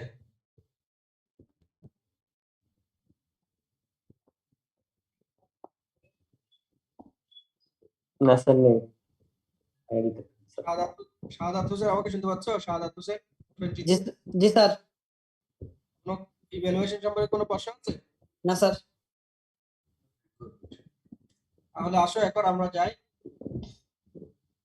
রেফারেন্স সম্পর্কে বলি। এটা হচ্ছে আরেকটা বিষয়। তো রেফারেন্স চলে যায়। এই কোর্সে আমরা কি কি রেফারেন্স ইউজ করব? তো তোমরা দেখতেই পাচ্ছ কোর্স কোড হচ্ছে 4701, course title control system 1, contact hours 3 per week. তো নরমালি আমরা অফলাইনে যখন নিতাম তখন সপ্তাহে 3টে ক্লাস নিতাম, আর এখন আমরা সপ্তাহে 3টে ক্লাস নিই না, আমরা কি করি দুটো ক্লাস নেই, যেটি হচ্ছে লেন্থ হচ্ছে 3 ঘন্টা এরকম। তো 3 কন্টাক্ট আওয়ার এটা বাংলা। সো রেফারেন্স হিসেবে আমরা নরম্যান এস নাইস এই রাইটার, এটি 7th এডিশন, এটি ফলো করব। আমাদের এই কোর্সে মেইন টেক্সট বুক হচ্ছে এটি, control system engineering Norman S nice. মূলত আমরা এই বইটি কভার করব। প্রয়োজনের জন্য কোনো বিষয়ে কোনো টপিকসের প্রয়োজন হলে আমরা অন্য যে রেফারেন্সগুলো দিয়েছি সেগুলো, অথবা আমি ক্লাসের সময় বলে দিব, অথবা আমি কোনো হ্যান্ড নোট তোমাদেরকে দিব। আমাদের মেইন টেক্সট বুক হচ্ছে Norman S Nise control system engineering 7th edition, এই বইটি। এটার পিডিএফ তোমরা কালেক্ট করে নিতে পারো অনলাইন থেকে।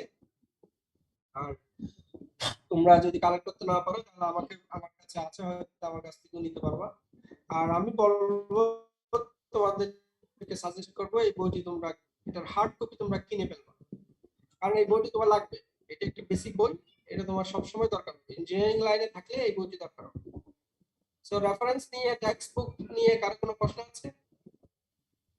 স্যার আপনি পিডিএফটা স্যার ক্লাসরুমে দিয়ে দিলে ভালো হবে আর কি স্যার, বুকে। এর বাইরে কোনো আর কোনো প্রশ্ন?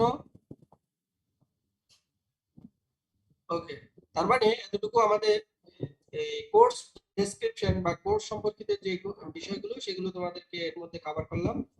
এতটুকুই, এটা কোর্স ডেসক্রিপশন বা কোর্স লেসন প্ল্যান সম্পর্কিত বিষয় আমাদের শেষ হলো। তো আমি যেটা করতে এখন চাচ্ছি, তোমাদেরকে এখন একটু ব্রেক দিব, 15 মিনিটের একটা ব্রেক। 10:30টায় আমরা আবার শুরু করবো। এর মধ্যে আমি অ্যাটেন্ডেন্স শিটের বিষয়গুলো তোমাদেরকে মানে এখন বলবো না, আমি ফাইলটা তোমাদেরকে ক্লাসরুমে শেয়ার করতেছি, ওখানে কিছু তোমাদেরকে ফিল আপ করতে হবে। তো আমি ফাইল শেয়ার করলে সেগুলো ফিল আপ করবো। তো তোমরা 15 মিনিট তোমাদের কোনো কাজ থাকলে সেটাও করতে পারো, অথবা আমি যে ফাইল দিব সেটাও ক্লিয়ার করতে পারো। 15 মিনিট ব্রেক। যে ফায়ারিং সিস্টেম, এটি একটি কন্ট্রোল সিস্টেম ইঞ্জিনিয়ারিং এর একটি ভালো কনসেপ্ট, মানে বোঝার জন্য। আমরা যখন রকেট উড্ডয়ন করি তখন এই যে রকেটের যে ফায়ারিং যে সিস্টেমটি, এই সিস্টেমটি কিন্তু কন্ট্রোল সিস্টেম ইঞ্জিনিয়াররা খুব প্রিসাইজলি ডিজাইন করে, কারণ এর মাধ্যমে রকেটটা তোমার গতি, তারপর হচ্ছে তার ডিরেকশন, কন্ট্রোলিং সবকিছু কিন্তু অনেকটা এটার উপরে ডিপেন্ড করে। তাহলে রকেটের যে ফায়ারিং সিস্টেম এটি কিন্তু একটি কন্ট্রোল সিস্টেমের খুব ভালো এক্সাম্পল। এখানে হচ্ছে যে কতটুকু ব্যাগে, কত স্পিডে, কি পরিমাণ সেখানে ফায়ার হবে সেটা কিন্তু কন্ট্রোল ইঞ্জিনিয়ার সে কন্ট্রোল বক্সের মাধ্যমে সেটা কি করে। যদি এটি অটোমেটিক কন্ট্রোল, সেখানে তুমি সেট করে দিবা প্যারামিটার, সেভাবে সে কন্ট্রোল হবে। আচ্ছা, এরপর হচ্ছে কুলিং ওয়াটার স্প্লেশ করা। অনেক সময় বিভিন্ন কুলিং সিস্টেম অ্যারেঞ্জমেন্টের মধ্যে কুলিং ওয়াটার কি করতে হয়, তোমার স্প্রে করতে হয়। সেক্ষেত্রে এই যে ওয়াটারটা যে কত টেম্পারেচার হলে কতটুকু ওয়াটার কি হবে সেখানে স্প্রে করবা, বা কতটুকু ওয়াটার তুমি সাপ্লাই দিবা, সেই বিষয়টি যদি এরকম কন্ট্রোলের বিষয় আসে তখন আমাদের অবশ্যই এরকম কন্ট্রোল অ্যারেঞ্জমেন্ট বা কন্ট্রোল সিস্টেম ইঞ্জিনিয়ারিং খুবই গুরুত্বপূর্ণ। স্যার আপনি কোনো স্লাইড দেখাচ্ছেন স্যার, আমরা দেখতে পাচ্ছি না। গুড, তোমরা স্লাইড দেখতে পাচ্ছ না, এটা আমাকে আগে বলবো তো। আমি মনে হয় একটু আগে স্লাইড অফ করে দিয়েছিলাম, প্রেজেন্টেশন মোডে যাইনি, আমি এক্সেলে চলে গেছি। জি স্যার, জি স্যার। আমি একটা স্লাইড দেখাচ্ছিলাম তোমাদের, এই স্লাইডটি দেখাচ্ছিলাম, এখন কি দেখতে পাচ্ছ? জি স্যার, জি স্যার দেখতে পাচ্ছি। আচ্ছা, একটা নাম বলছিলাম যে আমরা কন্ট্রোল সিস্টেম ইন 1 এই কোর্সটি সম্পর্কে তোমাদেরকে আইডিয়া দিয়েছিলাম। এখানে আমরা কি পড়বো, কোথায় পড়বো এই বিষয়ে। যেমন এই যে প্রথম দিকের যে স্লাইড, এই স্লাইডটাতে এখানে তোমাদেরকে মোটর দিয়ে একটা এক্সাম্পল দিয়ে বুঝিয়েছি যে আমরা আসলে কিভাবে কি কন্ট্রোল করবো, কোথায় আমরা এই কোর্সটাতে কোথায় আমরা পড়াশোনা করবো। তারপর পারফরম্যান্স গ্রাফ দিয়ে তোমাদেরকে আমি বুঝিয়েছি যে আসলে যে কিভাবে পারফরম্যান্স গুলো কোথায় কি শিখবো এই বিষয়ে। তো সিমিলারলি আরো কিছু কন্ট্রোল সিস্টেম ইঞ্জিনিয়ারিং এর অ্যাপ্লিকেশন যখন বলবো তখন তোমাদের বুঝে আসবে। এর বাইরেও অনেক অনেক এক্সাম্পল আছে।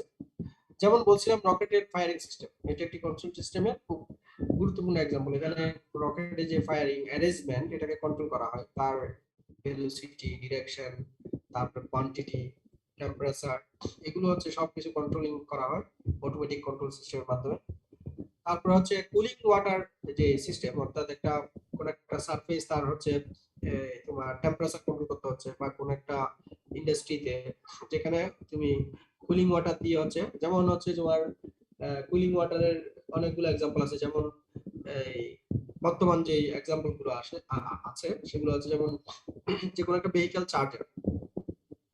চার্জারের মানে যেগুলো হাই পাওয়ার ভেহিক্যাল চার্জার, যেমন আমাদের এখানে টমটমের যে চার্জার সেগুলো না, টমটমের চার্জার গুলো তোমরা দেখবা যে টমটমের কোনো গ্যারেজে গেলে বা তোমাদের আশেপাশে কার কোনো টমটম থাকলে ওখানে যে ওরা যে চার্জ দেয়, চার্জারটার উপরে গায়ে হাত দিয়ে দেখবা যে এটা অনেক হিট হয়ে যায় যখন চার্জ চলে, কারণ ওখানে প্রায় 20 অ্যাম্পিয়ারের উপরে কারেন্ট সাপ্লাই দিয়ে ওরা কিন্তু চার্জ দেয়। তো কারেন্ট যখন বেড়ে যায় তখন হিট কিন্তু অনেক বেড়ে যায় লসের কারণে। তো এই যে হিটটা টমটমের চার্জারে কিন্তু এই হিটটা কন্ট্রোল করা হয় একটা ফ্যানের মাধ্যমে, কিন্তু এটা হচ্ছে তোমার কোনো এটা হচ্ছে একটা মানে ওপেন টাইপ কন্ট্রোল আর কি। ওপেন টাইপ কন্ট্রোল মানে একটা ফ্যান, ওখানে ওরা একটা অ্যাজাম্পশন করে একটা ফ্যান অ্যাড করে দিয়েছে, ওই ফ্যানটা চলতে থাকে, ওই ফ্যান যতটুকু হিট কমাতে পারে, মানে সে কিন্তু তার হিট বেড়ে যাচ্ছে বলে ফ্যানের স্পিড বেড়ে যাচ্ছে, বিষয়টা কিন্তু এরকম না, এরকম কন্ট্রোল না। ফ্যানটাও অন আছে, এটা ঘুরছে, তো এটা এয়ার কন্ট্রোল, যতটুকু সে স্পিড কন্ট্রোল করতে পারে। এটা কিন্তু কিন্তু আমরা যে কন্ট্রোল সিস্টেম বলছি আউটপুটকে প্রিসাইজ কন্ট্রোল, সেরকম কন্ট্রোল, এটা ওপেন টাইপ কন্ট্রোল।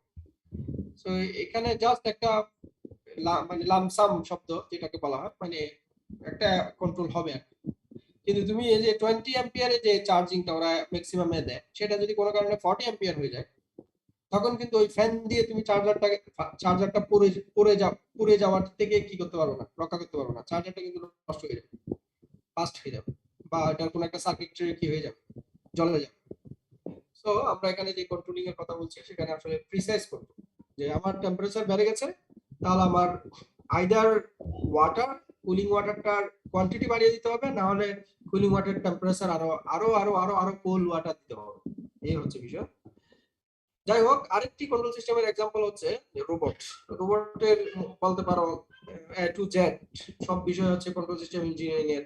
হ্যাঁ, যদিও পুরো বিষয়টা হচ্ছে যে শুধু কন্ট্রোল সিস্টেমের একটা রোবট ডিজাইন করার সাথে শুধু কন্ট্রোল ইঞ্জিনিয়াররা কানেক্টেড, এখানে মেকানিক্যাল, ইলেকট্রিক্যাল, তারপর হচ্ছে সিস্টেম, তারপর হচ্ছে আর্কিটেকচারাল, এরকম মানে অনেক মাল্টি ডিসিপ্লিনারি এটা একটা প্রজেক্ট, যার মধ্যে একটা মানে খুব মানে মেজর একটা কন্ট্রিবিউশন আছে হচ্ছে কন্ট্রোল ইঞ্জিনিয়ার, কারণ কন্ট্রোল সিস্টেম ইঞ্জিনিয়ারিং এর এখানে যথেষ্ট কি আছে, কাজ আছে সে কারণে। এরপরে যে বিষয়টি সেটা হচ্ছে self guided vehicle. Self guided vehicle এটা একটা মানে খুব ভালো কনসেপ্ট। অটোনোমাস ভেহিকেল এটাও বলতে পারো মোটামুটি কাছাকাছি, দুটোই একটা চেয়ে আরেকটাতে একটু ফিচার বেশি। এগুলো হচ্ছে নতুন কনসেপ্ট ভেহিকেলের। ইলেকট্রিক ভেহিকেল কনসেপ্টের পরপর যে কনসেপ্টগুলো এখন ডেভেলপিং মোডে আছে এবং এক্সপেরিমেন্টাল মোডে আছে, সেগুলো হচ্ছে অটোনোমাস ভেহিকেল। মানে এখানে কোনো ড্রাইভারলেস ভেহিকেল বলতে পারো, যে সে নিজে নিজে সিদ্ধান্ত নিবে, ডিসিশন নিয়ে নিজে নিজে একা একা গাড়িতে চলবে, মানে রোডে চলবে। এগুলো হচ্ছে মানে কন্ট্রোল সিস্টেমের এক্সাম্পল। কেমন? তারপরে আমরা যদি যে আমাদের আসলে এই যে কন্ট্রোল সিস্টেম ইঞ্জিনিয়ারিং এই বিষয়গুলো কিন্তু মানুষ শিখেছে প্রকৃতি থেকে, মানে মানুষ আল্লাহ তাআলা সৃষ্টিগত যে বিষয়গুলো আছে সেখান থেকে কিন্তু এই বিষয়গুলো দেখে দেখে সে বুঝতে পেরেছে যে এরকম করে কিছু করা যায়। যেমন মনে করো আমাদের শরীরের মধ্যে পুরো শরীরটাই কিন্তু কন্ট্রোল সিস্টেমের একটা মেজর অ্যাপ্লিকেশন। এর মধ্যে একটা হচ্ছে যকৃৎ, এটা একটা এক্সাম্পল ধরতে পারো। যেমন যকৃৎ কি করে, সে কিন্তু ওই যে ব্লাডের যে সুগার, সেই সুগার লেভেলকে কিন্তু সে কন্ট্রোল করে। কোনো কারণে এই সুগার লেভেল কন্ট্রোলিংটা যখন কি হয়ে যায় পারফেক্টলি, এর পারফরমেন্স যখন কি হয়ে যায় মানে ডিকে হয়ে যায়, পারফরমেন্স যখন 100% থাকে না, তখন কিন্তু এই যে ডায়াবেটিসের সমস্যা দেখা দেয়, আবার ইনসুলিন নিতে হয় ইত্যাদি। ওইখানে হচ্ছে যে প্যানক্রিয়াস কিন্তু অলরেডি তোমার শরীরের মধ্যে আছে, সেই ব্লাডের কন্ট্রোল, সুগার লেভেল কন্ট্রোল করে, কিন্তু তার পারফরমেন্সটা কোনো কারণে তোমার বিভিন্ন এই মানে আনওয়ান্টেড বিহেভিয়ার, বিভিন্ন রকম তোমার মানে অভ্যাসগত খাদ্যগত বিভিন্ন ধরনের অসুবিধার কারণে তোমার যকৃৎ এখন ব্লাড লেভেলটাকে সেভাবে আর হয়তো কন্ট্রোল করতে পারছে না, অথবা একটা ভুল মেসেজ তার কাছে চলে যাচ্ছে। তাহলে সেক্ষেত্রে আমরা ওই যে আবার ইনসুলিন নিয়ে সেই বিষয়টাকে পারফরমেন্সটাকে আবার ইমপ্রুভ করার চেষ্টা করি, এক্সট্রা অ্যারেঞ্জমেন্ট। তাহলে এগুলো হচ্ছে যে কন্ট্রোল সিস্টেমের বিভিন্ন কনসেপ্ট। আশা করি তোমাদের এই বিষয়টি ক্লিয়ার হচ্ছে। ঠিক আছে? জি স্যার।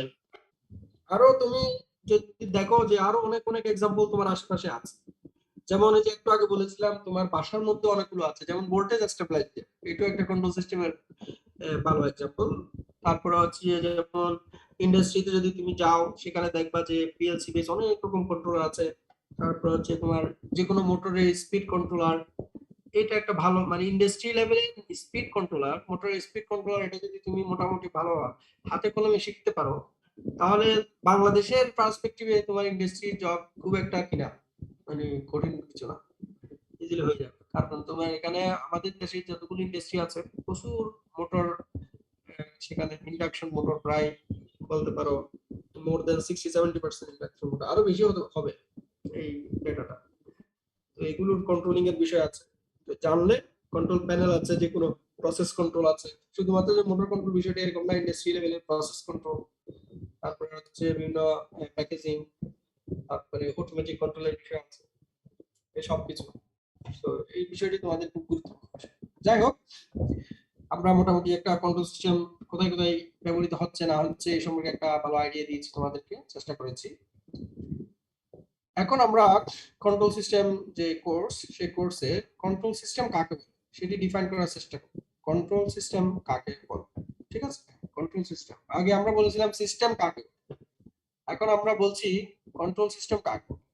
দেখো বিষয়টি খেয়াল করো, ফিফথ সেমিস্টার আমরা বলেছিলাম সিস্টেম কাকে বলে। সিস্টেম বলা হচ্ছে যার একটি ইনপুট সিগন্যালের উপর যে কাজ করে একটি আউটপুট সিগন্যাল তৈরি করে, সেটা হচ্ছে সিস্টেম, আগে বলেছিলাম। আর এখন বলছি আমরা কন্ট্রোল সিস্টেম কাকে বলে, ঠিক আছে? তো কন্ট্রোল সিস্টেম কাকে বলে, এখানে ডেফিনেশনটা যখন তোমরা বলতে যাবা তখন দুটো বিষয় তোমাদের অবশ্যই ভুলে গেলে এই ডেফিনেশনটা আর কি থাকবে না, এটা পারফেক্ট ডেফিনেশন হবে না। সেজন্য আমি এখানে আলাদা করে তোমাদেরকে এখানে ওয়ার্নিং দিয়েছি, ডোন্ট ফরগেট বলে। ঠিক কি কন্ট্রোল সিস্টেম কাকে বলে এই ডেফিনেশন বলতে গেলে ডিজায়ার আউটপুট এবং ডিজায়ার পারফরম্যান্স এই দুটো শব্দ ভুলা যাবে। ডিজায়ার আউটপুট আর হচ্ছে ডিজায়ার পারফরম্যান্স। কি বলেছি বুঝতে পেরেছো? জি স্যার। তাহলে কোন দুটি শব্দ এখানে খুবই important control system engineering, control সিস্টেমের ডেফিনেশনে? Desired output and desired performance. Yes. তাহলে এখন ডেফিনেশনটা যদি আমরা দিতে যাই তাহলে আমরা কি করব, আমরা বলবো যে একটা কন্ট্রোল সিস্টেম, এটার মধ্যে অনেকগুলো সাবসিস্টেম, অনেকগুলো প্রসেস ইত্যাদি থাকতে পারে। এই সব কিছুর অ্যাসেম্বলি, একটি বা অনেকগুলো সাবসিস্টেমের বা প্রসেসের অ্যাসেম্বলি হচ্ছে একটা কন্ট্রোল সিস্টেম। কেন?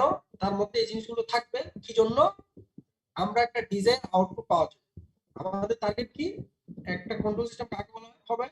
যে সিস্টেমটার মধ্যে অনেকগুলো সাবসিস্টেম বা অনেকগুলো প্রসেস থাকবে।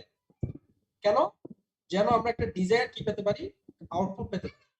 বাট সেই ডিজায়ার আউটপুটটা আমরা যেমন তেমন ভাবে পেলে হবে, সেটা অবশ্যই উইথ ডিজায়ার পারফরম্যান্সের মাধ্যমে পেতে হবে। উইথ ডিজায়ার আউটপুটটা একটা ডিজায়ার পারফরম্যান্স থাকে, এটা একটা নির্দিষ্ট পারফরম্যান্সেই ওই আউটপুটটা পেতে হবে। যেমন তোমাদেরকে আমি তোমাদের দুই বন্ধুর একটা এক্সাম্পল দিয়েছিলাম মোবাইল ফোন ক্রয়ের ক্ষেত্রে, মনে পড়তেছে? মনে আছে? জি স্যার।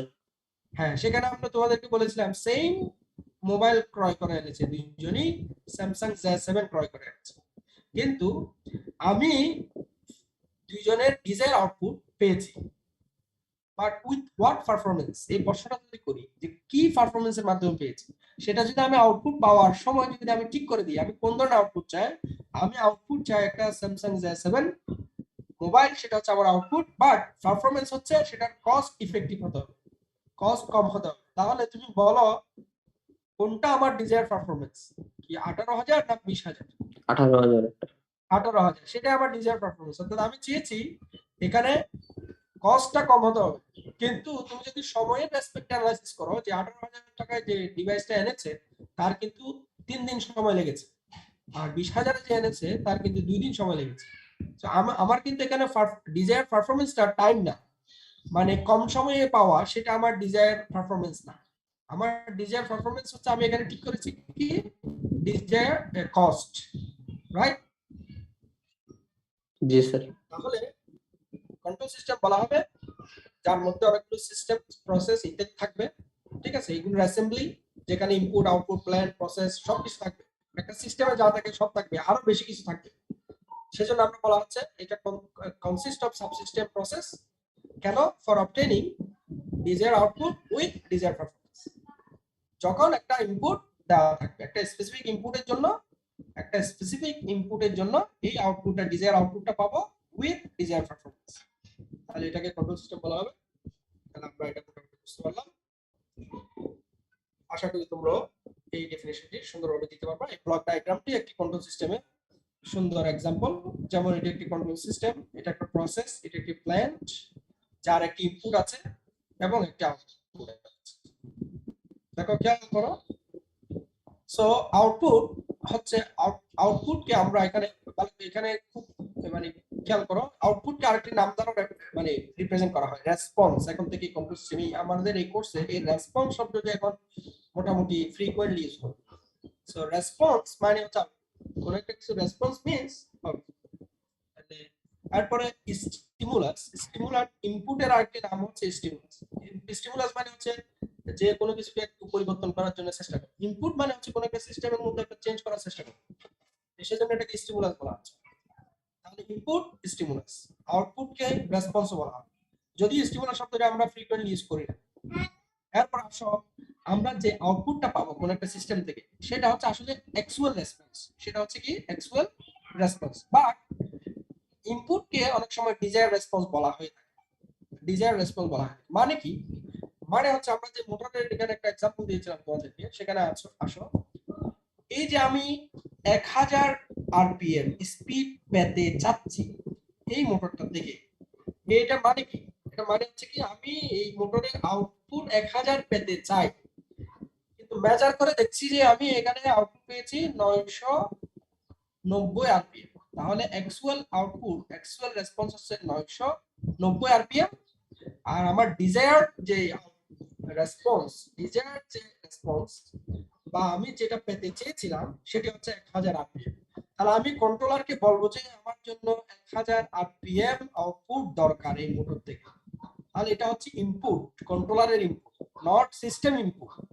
সিস্টেম ইনপুট হচ্ছে ভোল্টেজ। ভালো করে খেয়াল করো, এই সিস্টেমটাকে আমি ইনপুট দিচ্ছি, সিস্টেমটাকে রান করার জন্য ইনপুট দিচ্ছি ভোল্টেজ, সেটা সিস্টেম ইনপুট, সেটা এক বিষয়। কন্ট্রোলার ইনপুট মানে হচ্ছে আমি কি আউটপুট পেতে চাই সেটা হচ্ছে আমার কন্ট্রোল ইনপুট বা আমার ডিজায়ার রেসপন্স।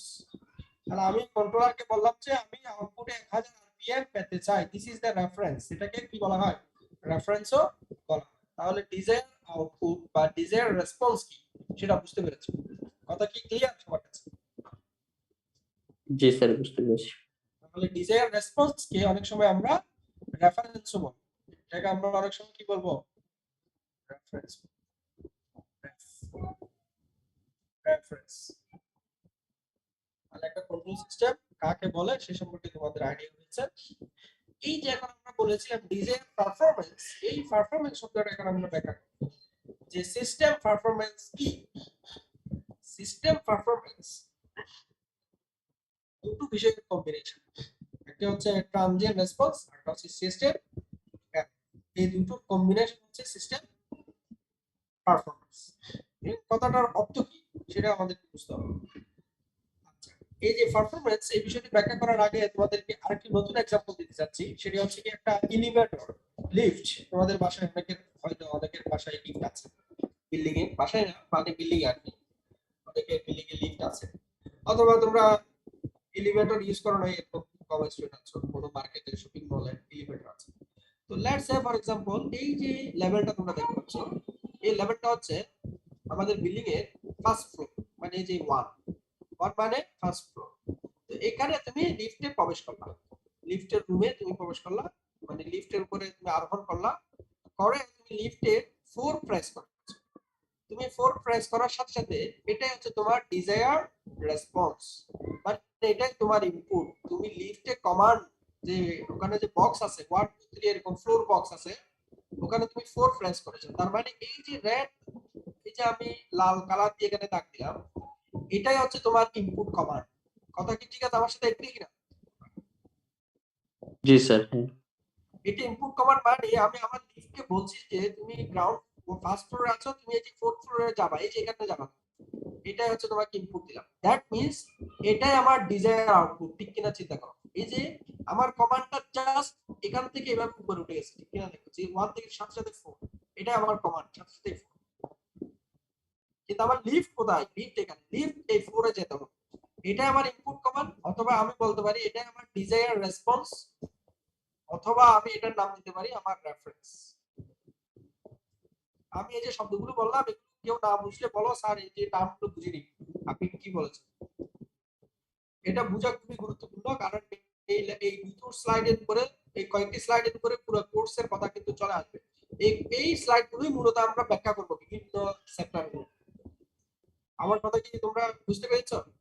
বুঝতে পেরেছো? হ্যাঁ স্যার বুঝতে পেরেছি। জি স্যার।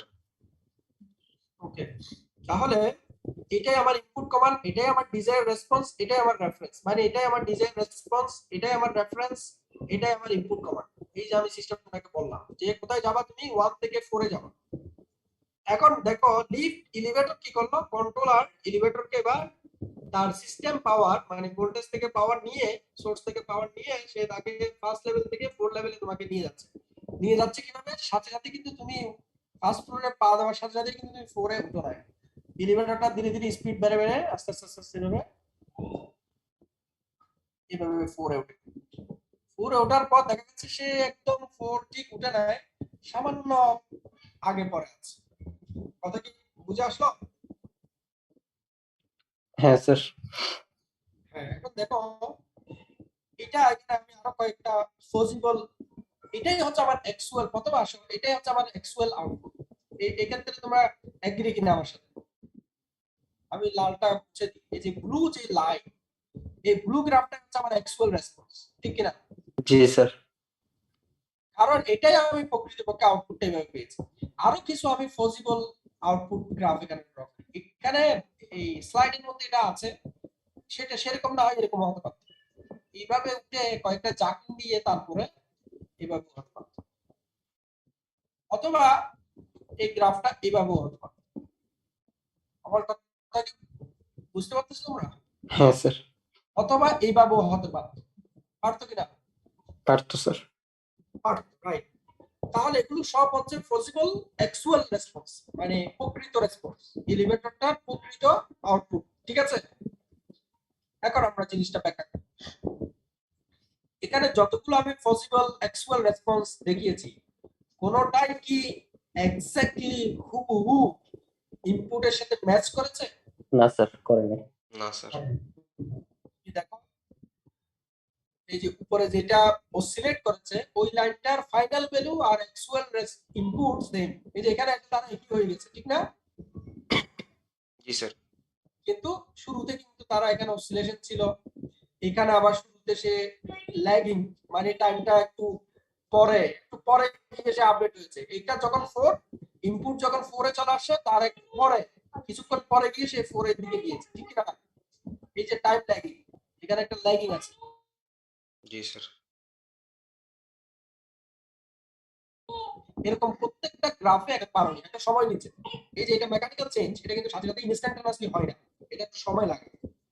তারপর একটা নির্দিষ্ট সময়ের পরে একটা অসিলেশন বা একটা এই খুব কুইক চেঞ্জের মাধ্যমে সে কিন্তু ওই 4 এ চলে গেল। প্রত্যেকটা গ্রাফ কিন্তু মোটামুটি একটা সামান্য অল্প সময়ের মধ্যে, যে 1 এটা মনে করো যদি 0 সেকেন্ড হয়, এটা মনে করো লেটস সে 10 সেকেন্ড, তো 10 সেকেন্ডের মধ্যেই কিন্তু প্রত্যেকটা গ্রাফ এই ফাইনাল ভ্যালুতে চলে গেছে।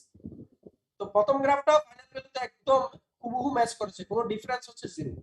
দ্বিতীয় গ্রাফটাতে ডিফারেন্স মনে করো 0.1, এরপরে এই এখানে স্লাইডে যেটা দেওয়া আছে এটাতে মনে করো 0.2 ডিফারেন্স, মানে 0.2 কেন? কারণ ফাইনাল ভ্যালু হচ্ছে 4, গ্রাফটা স্টেট ভ্যালু হচ্ছে 3 মনে করো 99, সেই কারণে বলছি 0.1 হচ্ছে এরর বা 0.2 হচ্ছে চেঞ্জ, পরিবর্তন মানে ডিফারেন্স। তাহলে এখানে আমরা দুটো বিষয় লক্ষ্য করলাম। দুটো বিষয় কি লক্ষ্য করলাম? একটি হচ্ছে গ্রাফটা স্টেট ভ্যালুতে যাওয়ার আগে তার মধ্যে একটা কুইক চেঞ্জ হয়। এই যে কুইক চেঞ্জের যে পিরিয়ডটা, যে সময়টা, এটা হচ্ছে আমার ট্রানজিয়েন্ট পিরিয়ড, এটা হচ্ছে আমার কি ট্রানজিয়েন্ট পিরিয়ড। এই ট্রানজিয়েন্ট যে রেসপন্স, এখানকার যে রেসপন্স, ট্রানজিয়েন্ট যে রেসপন্স, ট্রানজিয়েন্ট পিরিয়ড, ট্রানজিয়েন্ট সময়ে যে রেসপন্স আউটপুট, সেটাকে বলা হচ্ছে ট্রানজিয়েন্ট রেসপন্স। এরপরে স্টেট টাইম, এই যে 10 সেকেন্ড পরে এই যে সময়টা, এই যে অবস্থা, এখানে যে আউটপুট, এই আউটপুটটা মূলত কনস্ট্যান্ট, মানে একটা কনস্ট্যান্ট, সেটা ফাইনাল ভ্যালু যেটা আমরা চেয়েছি সেরকমই। তাহলে এটা হচ্ছে স্টেট পিরিয়ড। এই স্টেট পিরিয়ডে যে রেসপন্স, এখানে যদি কোনো এরর থাকে সেই রেসপন্সটা হচ্ছে স্টেট রেসপন্স বা স্টেট এরর। কথা কি বুঝতে পেরেছো সবাই? হ্যাঁ স্যার বুঝতে তাহলে পেরেছি। আমরা কি বলতে পারি, একটা সিস্টেমের পারফরম্যান্স বা কোন একটা আউটপুটের পারফরম্যান্স মূলত দুই ধরনের পারফরম্যান্স, একটা হচ্ছে ট্রানজিয়েন্ট পারফরম্যান্স আর একটা হচ্ছে কি স্টেট পারফরম্যান্স। তাহলে আমরা বলতে পারি যে two major performance measurement parameter আর ট্রানজিয়েন্ট রেসপন্স এন্ড স্টেট। তাহলে কোন একটা সিস্টেমে দুটো মেজর পারফরম্যান্স মেজারমেন্ট প্যারামিটার হচ্ছে কি ট্রানজিয়েন্ট রেসপন্স এবং স্টেট এরর। কথা কি ক্লিয়ার? জি স্যার। এখন দেখো এই ট্রানজিয়েন্ট রেসপন্স এটাকে আবার আমরা কোয়ান্টিফাই করব। আমরা মিড টার্মের পরে সেক্টরে এই ট্রানজিয়েন্ট রেসপন্স এটাকে আমরা আবার কোয়ান্টিফাই করব, যে এখানে আমরা রাইস টাইম কেমন, সেটলিং টাইম কেমন, তারপর হচ্ছে টাইম কনস্ট্যান্ট কেমন, এই বিষয়গুলো কত, এই বিষয়গুলো আমরা এইখান থেকে শিখব। স্টেট এরর সেটা হচ্ছে বেশি কিছু না, সেটা হচ্ছে আমাদের এই যে ফাইনাল ভ্যালুর সাথে আমাদের অ্যাকচুয়াল রেসপন্সের যে ডিফারেন্স, এটা হচ্ছে স্টেট এরর। এটাও আমরা ক্যালকুলেশন শিখব। এইটা ক্যালকুলেশন শেখার বিষয় আছে, এগুলো কিভাবে মেজার করে, কোয়ান্টিফাই করে, সেটা আমরা মেজার করা শিখবো এই মিড টার্মের পরের যে দুটো সেক্টর সেটা স্টেট এরর এবং ট্রানজিয়েন্ট রেসপন্স মেজারমেন্ট প্যারামিটার। তাহলে আশা করি তোমরা একটা সিস্টেমের পারফরম্যান্স সম্পর্কে তোমার খুব আইডিয়া হচ্ছে, রাইট? ক্লিয়ার কিনা? জি স্যার। তাহলে স্টার্টিং এর যে কুইক যে পরিবর্তন, এই যে এখান থেকে এই পর্যন্ত, এটা হচ্ছে আমাদের ট্রানজিয়েন্ট, এই থেকে এই সময় পর্যন্ত এখানে যে আউটপুট সেটা হচ্ছে ট্রানজিয়েন্ট রেসপন্স, এরপরটা হচ্ছে স্টেট রেসপন্স, আর এখানে স্টেট এরর দেখতে পাচ্ছ। আর এখানে মনে করো বিভিন্ন ধরনের প্যারামিটার ট্রানজিয়েন্ট কতগুলো 3-4টা মতো 4-5টা প্যারামিটার আছে ট্রানজিয়েন্টের। স্টেট এরর মেজারমেন্ট করার দুটো টেকনিক আছে, এগুলো আমরা শিখব। সিস্টেমের একটা সিস্টেম কন্ট্রোল সিস্টেম কাকে বলে, তার ডিজায়ার আউটপুট কি, তার পারফরম্যান্স প্যারামিটার কি কি, এবং সেটা কিভাবে ব্যাখ্যা করে সেটা আমরা দেখতে পেলাম আশা করি। যেমন দেখো, যদি এলিভেটরটা যদি আরো কুইক উঠতো, তাহলে যারা যারা মানে হঠাৎ করে অনেক ফাস্ট স্পিডে কোন একটা গাড়ি চলা শুরু করলে যাদের হার্টের সমস্যা, তাদের সমস্যা হবে। আবার যদি এলিভেটরটা যদি অনেক স্লো এরকম করে যেত, অনেক সময় নিয়ে যেত, তাহলে যাদের তাড়াতাড়ি কাজ আছে তারা বিরক্ত হয়ে যেত, বলতো যে এত স্লো এলিভেটর মানে আজ জীবনে দেখিনি এরকম। আবার এলিভেটর যদি শুরুতে এরকম জাকিং করতো, তাহলে অনেকে এলিভেটর থেকে লাফ দিয়ে পড়ে যেত, বলতো যে মনে হয় ভূমিকম্প শুরু হয়েছে, আমরা তাড়াতাড়ি নেমে যাই। বুঝতে পেরেছো? জি স্যার। জি স্যার। এরপর এগুলো হচ্ছে ট্রানজিয়েন্ট প্রবলেম। এই যে ফাস্টার, স্লোয়ার, তারপর অসিলেশন, এগুলো হচ্ছে ট্রানজিয়েন্ট প্রবলেম, একটা পারফরম্যান্সের ট্রানজিয়েন্ট প্রবলেম। স্টেট প্রবলেম কি, তুমি এলিভেটরকে বলেছো 4 এ যেতে, সে কি করলো 3.5 এ এসে দাঁড়িয়ে মানে স্টপ হয়ে গেল। এখন তুমি তো খেয়াল করো না, মোবাইল মানে ব্রাউজ করতেছো, লিফটে দরজা 3.5 এ শুকান হয়ে গেল, এরপর তুমি লিফট থেকে নেমে যাচ্ছ। লিফট থেকে যখন তুমি নেমে যাবা, তুমি কি 4th ফ্লোরে নামবা না 3rd ফ্লোরে নামবা? হ্যাঁ, তোমার অবস্থা কি হবে? তুমি যদি খেয়াল না করে লিফট 3.5 এ গিয়ে দাঁড়ালো লেভেল, এখন তুমি খেয়াল করো না লিফটের দরজা ওপেন হয়ে গেল, এরপর তুমি নামলা, তাহলে তুমি কি উপর থেকে উড়ে 3rd ফ্লোরে গিয়ে পড়বা না? জি স্যার। তাহলে তোমার অবস্থাটা কি হবে? তোমাকে তাড়াতাড়ি অ্যাম্বুলেন্সে নিতে হবে হসপিটালে। বুঝতে পেরেছো? জি স্যার। জি স্যার। তাহলে স্টেট এরর এটা খুবই পারফরম্যান্স, তোমার যদি সিস্টেমে কন্ট্রোল সিস্টেমের পারফরম্যান্সে যদি স্টেট এরর থাকে, তাহলে কত বড় সমস্যা হতে পারে দেখো। কন্ট্রোল ইঞ্জিনিয়ারকে হসপিটালে ভর্তি করানো লাগতে পারে, তাহলে সিস্টেমের কি অবস্থা হবে তুমি এবার বুঝো। যেমন তোমরা 7 সেমিস্টার এখন পিএলএসআই করতেছো না, পিএলএসআই শুরু হয়েছে। জি স্যার। জি স্যার। ওই যে পিএলএসআই এখানে যে তোমার ফেব্রিকেশন যেই ল্যাবগুলো, ফেব্রিকেশন যে কোম্পানিগুলো, যারা এই যে বিভিন্ন ডিজাইনাররা পিএলএসআই সিস্টেম যারা ডিজাইনার, তারা একটা সিস্টেম, একটা সার্কিট বা মাদারবোর্ড বা এরকম কোনো একটা কিছু আর্কিটেকচার করে ডিজাইন করার পরে যখন এটাকে ডিএসসি আর ফাইলটা যখন ইন্ডাস্ট্রিতে পাঠায়, ম্যানুফ্যাকচারিং ইন্ডাস্ট্রিতে, তখন ওই ম্যানুফ্যাকচারিং ইঞ্জিনিয়ারিং যে ইন্ডাস্ট্রি, সেখানে যখন ওই বোর্ডটা যখন বা ওই সিস্টেমটা যখন তারা ম্যানুফ্যাকচার করে, এগুলো কিন্তু আর হাতে করে না, সব হচ্ছে রোবোটিক সিস্টেমের মধ্যে। ওখানে যদি এরকম স্টেজ সামান্য থাকে বা ট্রানজিট প্রবলেম থাকে, তাহলে তুমি চিন্তা করো যে কি পরিমাণ তোমার লস হবে। কোটি কোটি ডলারের প্রজেক্ট তোমার জিরো, মানে তুমি একেবারে একদিনে ফকির হয়ে যাও। কথা বুঝছো? জি স্যার। তখন তোমাকে আর কোম্পানির মালিককে আর হসপিটাল ভর্তি করানো হবে না, সে সরাসরি মাটির তলে চলে যাবে, মানে মারা যাবে। তাহলে কন্ট্রোল সিস্টেম ইঞ্জিনিয়ারিং কি পরিমাণ গুরুত্ব তুমি বুঝো, মানে পারফরম্যান্সের যে কি পরিমাণ গুরুত্ব, পারফরম্যান্সটা যে প্রিসাইজ হতে হবে, এটা গুরুত্ব অনেক বেশি। যাই হোক, আশা করি বুঝতে পেরেছো। তো আমরা কন্ট্রোল সিস্টেম যে বিষয়টি কেন আমরা ইউজ করি, সাধারণত আমরা 4টি প্রাইমারি কারণে আমরা কন্ট্রোল সিস্টেম বিল্ড করি, 4টি প্রাইমারি রিজনে, আরো অনেক রিজন আছে। এর মধ্যে হচ্ছে কোনো কারণে আমাদের পাওয়ার অ্যামপ্লিফিকেশন দরকার, মানে পাওয়ার বুস্টার দরকার বা এরকম, বা আরো কমানো দরকার, সেক্ষেত্রে আমরা কন্ট্রোল সিস্টেমের সহযোগিতা নেব। কোনো ধরনের রিমোট কন্ট্রোল বিষয় আছে, সেক্ষেত্রে আমরা কন্ট্রোল সিস্টেমের সহযোগিতা নেব। তারপরে ইনপুট ফর্মটা মনে করো কনভেনিয়েন্ট না, মানে সুবিধাজনক না, সেটাকে সুবিধাজনক করার জন্য আমরা অনেক সময় কন্ট্রোল সিস্টেম ইউজ করি। তারপরে ডিস্টারবেন্স, কোন একটা সিস্টেমের আউটপুট আমি পাচ্ছি, বাট মাঝখানে ডিস্টারবেন্স অ্যাড হওয়ার কারণে, যেমন একটু আগে তোমরা বলছিলা স্যার আপনার কথাটা মানে নয়েজ এর কারণে বোঝা যাচ্ছে না ঠিক মতো, একটা কেমন জানি নয়েজ হচ্ছে। এই যে ডিস্টারবেন্স, এই ডিস্টারবেন্সটা কম্পেনসেট করার জন্য আমরা কন্ট্রোল সিস্টেমের কি সহযোগিতা নিই। এইগুলো হচ্ছে মানে প্রাইমারি রিজন। আরো রিজন আছে, এগুলো প্রাইমারি রিজন। তারপরে কিছু হিস্ট্রি আছে কন্ট্রোল সিস্টেম যে ইঞ্জিনিয়ারিং আমরা এখন বলি, এই যে সিস্টেম কন্ট্রোল সিস্টেম ইঞ্জিনিয়ারিং যে একটা ফিল্ড, এটি কিন্তু একদিনে আজকে হঠাৎ রাতারাতি কিন্তু এটি স্টেবল হয়নি, মানে এস্টাবলিশড হয়ে যায়নি। আমরা এখন যে আমরা স্বপ্ন দেখছি অটোনোমাস ভেহিকলের, এখন আমরা তোমরা এই যে অনেক অনেক বিষয় যে মহাকাশে বিভিন্ন যে প্রজেক্ট গুলো শুরু করার বিজ্ঞানীরা চেষ্টা করতেছে, ওখান থেকে মাইনিং করবে, তারপর সেখানে টুরিস্ট পাঠাবে, এই যে প্রজেক্ট গুলো ওপেন করার চেষ্টা করতেছে, এগুলো কিন্তু কন্ট্রোল সিস্টেম ইঞ্জিনিয়ারদের সফলতার কারণে। এবং অবশ্যই এখানে শুধু কন্ট্রোল সিস্টেম ইঞ্জিনিয়ার না, এখানে মাল্টিডিসিপ্লিনারি, আমি শুরুতে বলেছি এগুলো মাল্টিডিসিপ্লিনারি প্রজেক্ট। এখানে হাজার হাজার, ইভেন একজন ম্যাথমেটিশিয়ান, একজন ইকোনমিস্টেরও এখানে কি আছে, অনেক অবদান আছে। কারো অবদানকে এখানে ছোট করা যাবে না, কিন্তু আমি বলতে চাচ্ছি এখানে মেজর একটি কন্ট্রিবিউশন হচ্ছে কন্ট্রোল সিস্টেম ইঞ্জিনিয়ার। এই যে ফিল্ডটা, এটা কিন্তু রাতারাতি ডেভেলপ হয়। প্রথম দিকে মানুষ এই যে বিভিন্ন লিকুইড লেভেল গুলো কন্ট্রোল, এগুলো সিম্পল কন্ট্রোল শিখেছিল। তারপরে যেমন আমরা ইন্ডাস্ট্রিতে যে বিভিন্ন স্টিম টারবাইন বা পাওয়ার প্ল্যান্ট, এগুলোতে আমরা বিভিন্ন স্টিমের প্রেসার, টেম্পারেচার এগুলো কন্ট্রোল শিখেছি, বা সায়েন্টিস্টরা এগুলো ডেভেলপ করেছে। তারপরে ধীরে ধীরে স্পিড কন্ট্রোল আর এই বিষয়গুলো আসলো। এরপর আসলো কি স্টেবিলিটি, স্টেবিলাইজেশন এবং স্টিয়ারিং, এগুলো এই যে বিষয়গুলো, এগুলো সব ধীরে ধীরে ডেভেলপ করে। তখন আমরা ডেভেলপমেন্ট প্রসিডিউরটাকে যদি আমরা এখন বলি, যে প্রথম দিকে যে কন্ট্রোলিং সিস্টেম গুলো ছিল, সেগুলো ছিল সিম্পল ডেভেলপমেন্ট। তারপরে কি হলো, সিম্পল ডেভেলপমেন্ট যখন সায়েন্টিস্টরা অ্যাচিভ করতে পারলো, তখন ধীরে ধীরে সায়েন্টিস্টরা কমপ্লেক্স কন্ট্রোল সিস্টেম ডিজাইন করা শুরু করলো। তারপরে কমপ্লেক্স থেকে বর্তমানে যা মনে করা হচ্ছে, সেখান থেকে কমপ্লিকেটেড যে ডিজাইন, সেগুলো এখন কন্ট্রোল ইঞ্জিনিয়াররা করতে পারে।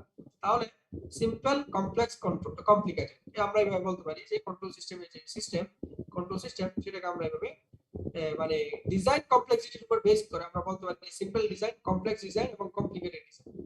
আবার আমরা বলতে পারি যে কন্ট্রোল সিস্টেমের যে ডিজাইন, সেটাকে আমরা আবার দুইভাবে বলতে পারি। একটা হচ্ছে কি লিনিয়ার টাইপ ডিজাইন, আর একটা হচ্ছে নন লিনিয়ার ডিজাইন। নরমালি আমার কথা কি শুনতে পাচ্ছ তোমরা? হ্যাঁ স্যার, শুনতে পাচ্ছি। নরমালি আমরা যত ধরনের সিস্টেম দেখি, প্র্যাকটিক্যাল যত সিস্টেম দেখি, তার মধ্যে 99% হচ্ছে নন লিনিয়ার সিস্টেম। নরমালি আমরা যে সিস্টেমগুলোর জন্য কন্ট্রোল সিস্টেম ডেভেলপ করি, সবগুলো সিস্টেমই কিন্তু বেসিক্যালি বলতে গেলে তার প্রায় 90% উপরে, 95% উপরে সিস্টেম হচ্ছে নন লিনিয়ার সিস্টেম। তাহলে এখন আবার লিনিয়ার সিস্টেম ডিজাইনের কথা আসতেছে, কারণ নন লিনিয়ার সিস্টেম ডিজাইন বা এটার ম্যাথমেটিক্যাল মডেল, এইগুলো নিয়ে কাজ করা, এটা প্রায় বলতে পারো প্রায় অসম্ভব। মানে হাতে কলমে এগুলো কাজ করা, এগুলো বের করা, সলিউশন করা, এটা অলমোস্ট মানে খুবই একটা ডিফিকাল্ট টাস্ক নন লিনিয়ার সিস্টেমকে সলভ করা। ইভেন তোমরা জানো যে ডিফারেনশিয়াল ইকুয়েশন সলিউশনের ক্ষেত্রে, যেগুলো non linear type differential equation, এবং যেখানে অর্ডার বেড়ে যায়, অর্ডার যখন থার্ড অর্ডার উপরে চলে যায়, তখন কিন্তু এগুলো সলভ করা এত ইজি না। ইভেন তোমরা ম্যাথমেটিক্স পড়ছো, ম্যাথ 4, ম্যাথ 5, এই কোর্সগুলোতে তোমরা নন ডিফারেনশিয়াল ইকুয়েশনের সলিউশন শিখেছো, সেখানে কিন্তু তোমরা থার্ড অর্ডার উপরে মনে হয় না তোমাদেরকে ডিফারেনশিয়াল ইকুয়েশন সলিউশন শিখিয়েছে। আমার কথা কি শুনতে পাচ্ছ? জি স্যার। হ্যাঁ জি স্যার। হ্যাঁ, সেখানে বলা হয় ম্যাথমেটিশিয়ানরা যখন পড়ায়, তখন বলে যে অর্ডার যখন আরো বাড়বে, তখন সেগুলো হচ্ছে বিভিন্ন রকম কম্পিউটার সিমুলেশন সফটওয়্যার দিয়ে এগুলো কি করা হবে, সলভ করা হয়। মানে মেথডোলজি সেম, কিন্তু সেগুলো আর হাতে কলমে করা হয়নি, এগুলো সিমুলেশন সফটওয়্যার দিয়ে বড় বড় সুপার কম্পিউটারে এসে ইত্যাদি ইউজ করে এগুলো করা হয়, ইত্যাদি বলা হয়। তাহলে লিনিয়ার কন্ট্রোল সিস্টেম এই কথাটি কেন আসে? কারণ হচ্ছে কি নরমালি ইঞ্জিনিয়াররা কি করে, আমি শুরুতে একবার বলেছি, ইঞ্জিনিয়ারদের কাজই হচ্ছে কমপ্লেক্স সিস্টেমকে একটা সিম্পল সিস্টেমে কি করা, মানে অ্যাজাম্পশন করা। সে করে কি নন লিনিয়ার সিস্টেমটাকে কোন একটা কন্ডিশনে অথবা কয়েকটি set of condition say apply করে, সেটাকে একটা লিনিয়ার সিস্টেমের সাথে কম্পেয়ার করে। এই নন লিনিয়ার সিস্টেমটাকে সে কয়েকটা কন্ডিশন অ্যাপ্লাই করে, সেট অফ কন্ডিশন অ্যাপ্লাই করে, সে একটা লিনিয়ার সিস্টেমের সাথে কম্পেয়ার করে ওই লিনিয়ার সিস্টেমের জন্য সে সবকিছু ডিজাইন করে ফেলে।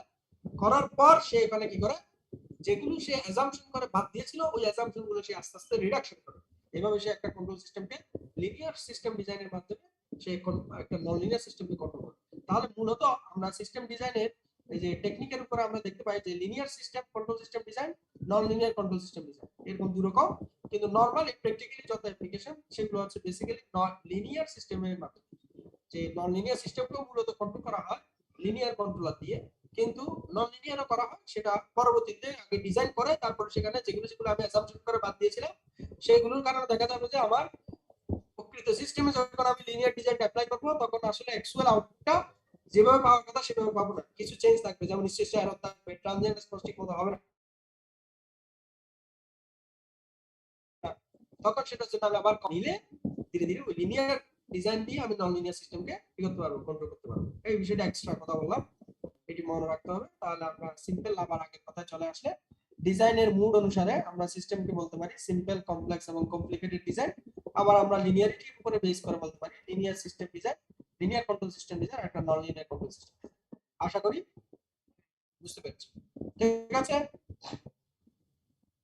কথা কি ক্লিয়ার হলো সবার কাছে? জি স্যার। স্যার হ্যাঁ, আমরা 6 মিনিটে আমাদের লেকচার শেষ করব, ঠিক আছে?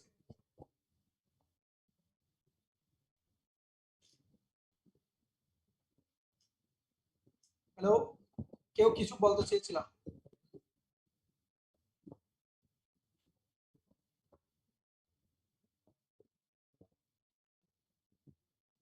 একজন কিছু বলতে চেয়েছিলাম নাকি এখন নেই, বলার নেই? কিছু বলার আছে? না স্যার, আপনি কন্টিনিউ করেন। ওকে, তাহলে আমি কন্টিনিউ করি। তো আমি যেহেতু আমাদের আর খুব একটা সময় নেই, মানে 5 মিনিট হাতে আছে, আমি আরেকটা বিষয় বলবো, এরপরে আমাদের লেকচার এখানে শেষ করবো আজকে এখানে। দেখো, আমরা এখন সিস্টেম যে বলছিলাম, তাহলে আমরা কি কি শিখেছি এই পর্যন্ত? আমি পিছন থেকে আসি। একটা হচ্ছে কন্ট্রোল সিস্টেম কাকে বলে, সেটা বলেছি যে অনেকগুলো সাবসিস্টেম বা প্রসেসর অ্যারেঞ্জমেন্ট যেখানে আমরা একটা যার মাধ্যমে আমরা একটা ডিজায়ার আউটপুট পেতে চাই উইথ ডিজায়ার পারফরম্যান্স। পারফরম্যান্স কি? পারফরম্যান্স মূলত হচ্ছে ট্রানজিয়েন্ট পারফরম্যান্স এবং স্টেজ এরর, এই দুটো মিলে হচ্ছে একটা সিস্টেমের পারফরম্যান্স আউটপুট। সেটাকে কোয়ান্টিফাই করা, সেটাকে কোয়ালিফাই করা, দুটোই কোয়ালিফাই কোয়ান্টিফাই দুটো করা, ট্রানজিয়েন্ট রেসপন্স এবং স্টেজ এরর। এরপরে আমরা বলেছি আমরা কেন কন্ট্রোল সিস্টেম ডিজাইন করি, চারটা প্রাইমারি রিজনে আমরা কন্ট্রোল সিস্টেম ডিজাইন করি, সেগুলো আমরা বলেছি।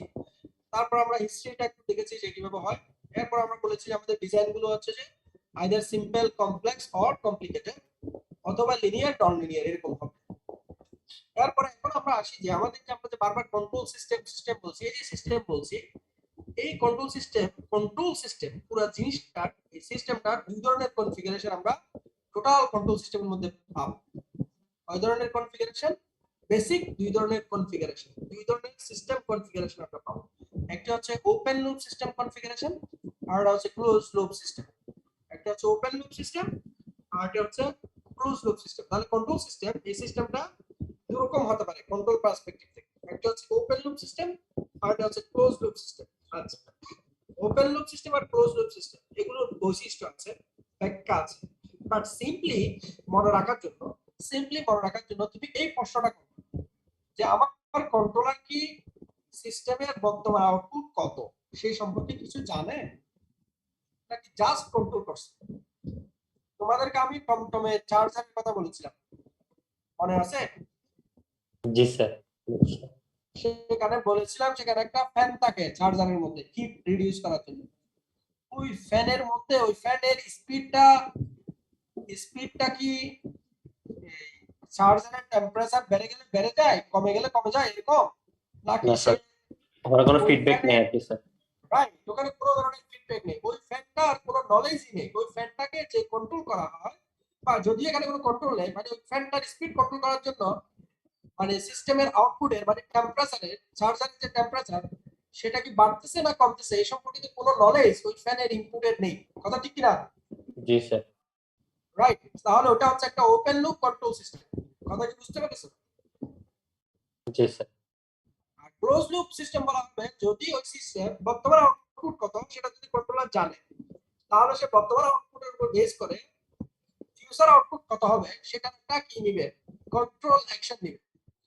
যেমন আমি রেফ্রিজারেটরের স্টেবিলাইজারের কথা বলছি, সে জানে এই মুহূর্তে আউটপুট হচ্ছে 150, তাহলে সে এখানে তোমার বুস্ট কনভার্টার ইউজ করবে, যেটা তোমরা পাওয়ার ইলেকট্রনিক্সে পাবা। বুস্ট কনভার্টার মানে হচ্ছে DC DC step up converter, মানে ডিসি থেকে ডিসি মোড অথবা এসি এসি, যেটাই হোক, এসি থেকে এসি বা ডিসি থেকে ডিসি, এটা হচ্ছে বুস্ট।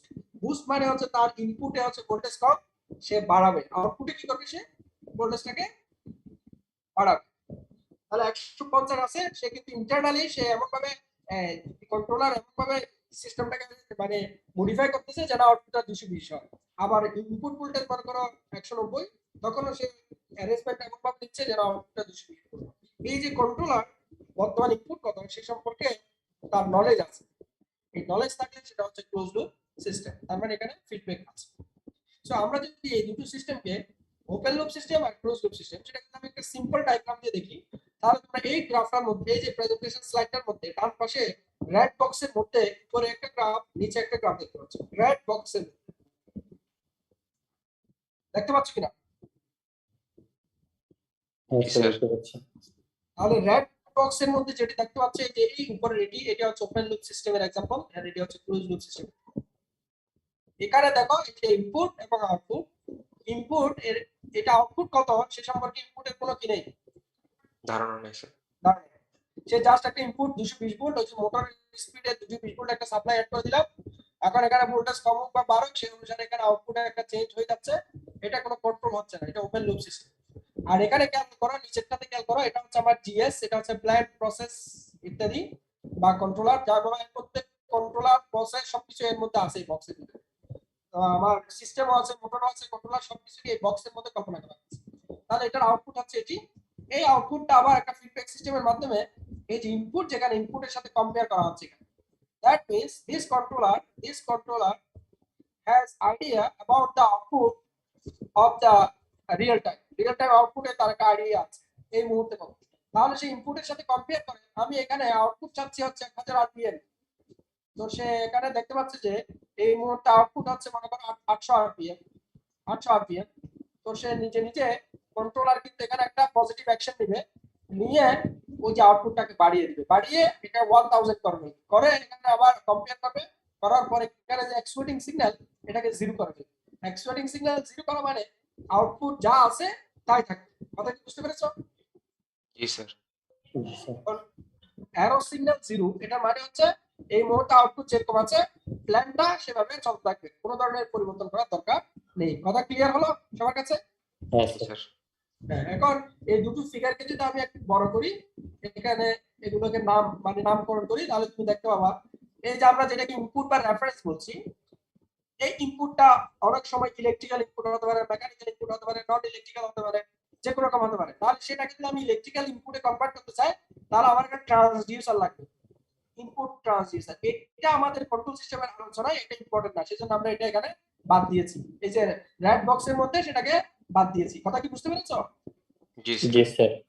2 নাম্বার হচ্ছে এই কন্ট্রোলার থেকে সিগন্যালটা যখন হচ্ছে প্রসেস বা প্ল্যান্ট বা মোটর বা ইলেকট্রিক্যাল সার্কিট, সেখানে যখন সিগন্যালটা যায়, যাওয়ার পথে কোনো ডিস্টারবেন্স তার সাথে অ্যাড হতে পারে। সো এগুলো ডিস্টারবেন্সের আলোচনা করা হয়, নরমাল কন্ট্রোল সিস্টেমে ডিস্টারবেন্স আলোচনা করা হয় না, সেজন্য আমরা নরমালি এটা বাদ দিয়ে কন্ট্রোল সিস্টেমের ডিসকাশন করি। কথা কি বুঝতে পেরেছো? জি স্যার। জি স্যার। তারপরে এই ব্লকটা আর এই ব্লকটা মানে সিরিজ কানেকশন, এটা কন্ট্রোলার আর এটা হচ্ছে আমাদের সিস্টেম, দুটো সিরিজ কানেকশন, সেজন্য এই দুটোকে আমরা একসাথে একটা হিসেবে কল্পনা করতে পারি, সেজন্য আমরা এই যেখানে প্রসেস এবং প্ল্যানকে একসাথে এখানে অ্যাসাম্পশন করেছি। সিমিলারলি আউটপুটটা যখন আমরা মেজার করি পরিমাপ করি, তখন সেটা ইলেকট্রিক্যাল আউটপুট হইতে পারে, নন ইলেকট্রিক্যাল হোক, নন ইলেকট্রিক্যাল যেটা হোক, এটাকে আমরা একটা সেন্সর বা ট্রান্সডিউসার দিয়ে সেটাকে মেজার করতে পারি, সেজন্য এই যে এখানে ফিডব্যাকের মধ্যে একটা ট্রান্সডিউসার বা সেন্সর অ্যাড করা হয়েছে। তো নরমালি আমরা এটা কন্ট্রোল সিস্টেমে আলোচনা রাখি না, সেজন্য এটা বাদ দিয়ে এটাকে জাস্ট একটা ফিডব্যাক ট্রান্সফার ফাংশন হিসেবে এখানে রিপ্রেজেন্ট করা হচ্ছে। এই ডিস্টারবেন্সটাকে সিমিলার কারণে বাদ দেওয়া হয়েছে, ফলে এই ফিগারটা এরকম সিম্পলিফাইড ফিগারে পরিবর্তন হয়েছে। আশা করি বুঝতে পেরেছো? ঠিক আছে। জি স্যার। এখানে স্যার ওপেন লুপ সিস্টেমটা তাহলে একটা স্যার আনকন্ট্রোল সিস্টেম বলতে পারি না স্যার? হ্যাঁ বলতে পারো আনকন্ট্রোল সিস্টেম। আনকন্ট্রোল মানে এটা ওপেন টাইপ কন্ট্রোল, বুঝতে পেরেছো? এটাও কন্ট্রোল, বাট দিস ইজ, এখানেও কন্ট্রোলার আছে, বাট এটা প্রিসাইজ কন্ট্রোল না, বিষয়টা বোঝার চেষ্টা করো। জি স্যার। মানে কিরকম, আমি এখানে 10 বললাম, রেফারেন্স কত কিরকম দেখো বিষয়টা বোঝার চেষ্টা করি। এই যে ওপেন লুপ কন্ট্রোল, এখানে আমি ইনপুট বললাম যে 10 আরপিএম, এটা বুঝো, এটাকে আনকন্ট্রোল পাওয়া যাবে না, এটা কন্ট্রোল, বাট এটা হচ্ছে ওপেন টাইপ। কেমন, এখানে আমি বললাম 10 আরপিএম, মানে এখানে আমি আউটপুট চাচ্ছি কত আরপিএম, 10 10 RPM, RPM। 10 আরপিএম। সমস্যাটা কোথায় হচ্ছে দেখো, ইনপুট ট্রান্সডিউসার যদি দরকার হয় সে থাকবে, না থাকলে বাদ দাও, এই ইনপুটটা কন্ট্রোলারের মধ্যে আসবে। তো কন্ট্রোলার কি বুঝবে, কন্ট্রোলার বুঝবে যে আমার প্ল্যানটাকে এখন 10 আরপিএম এ রান করার জন্য আমাকে কি করা হয়েছে, কমান্ড করা হয়েছে। তো সে সেভাবে একটা এখানে কন্ট্রোল সিগন্যাল কি করবে, 10 আরপিএম এর জন্য জেনারেট করবে। মনে করো কিছুক্ষণের জন্য, মনে করো এখানে 10 আরপিএম জেনারেট করার জন্য কন্ট্রোলার থেকে যে সিগন্যালটা বের হয় সেটা মনে করো 2f, এটা একটা প্যারামিটার মনে করো। কন্ট্রোলার থেকে 2f একটা সিগন্যাল বের হলে মোটরটা কত আরপিএম এ ঘুরবে, 10 RPM। হ্যাঁ। এখন এই 2f এই কমান্ডটা প্রসেসের মধ্যে, প্ল্যান্টের মধ্যে আসতে হবে। আসার সময় মাঝখানে আমরা যে কেবল কানেকশন করেছি সেই কেবলের মধ্যে একটা ডিস্টারবেন্স অ্যাড হয়ে প্রসেস বা প্ল্যান্টে যখন আসলো তখন সেটা হয়ে গেল 2.1f। 2. কত f, 1F। 1f। এখন প্ল্যান্টটা কি 10 আরপিএম এ ঘুরবে না আরো বেশি আরপিএম এ ঘুরবে, স্যার আরো বেশি RPM, হ্যাঁ মনে করো এই যে 2.1, এটার জন্য এই প্রসেসটা 12 আরপিএম এ ঘুরে শুরু করবে। কথা কি বুঝছো? জি স্যার, জি স্যার। একই যে 12 আরপিএম এ ঘুরছে, এটা কি কন্ট্রোলার জানে? না স্যার, কন্ট্রোলার তো জানে যে আমি 10 আরপিএম এ ঘুরতে বলেছি, সে 10 আরপিএম এ ঘুরতেছে, কিন্তু আসলে সেই 10 আরপিএম থেকে যে ডেভিয়েশন হয়েছে সেটা কন্ট্রোলারের সেই বিষয়ে কি নেই, নলেজ নেই। সেটা মনে করো ডিসপ্লে বোর্ডে দেখা যাচ্ছে, ডিসপ্লে বোর্ডে যখন তুমি দেখতে পাচ্ছ যে 12 আরপিএম, তো তুমি বলবা যে আমি তো 10 বলছি 12 হয়ে গেল কেন?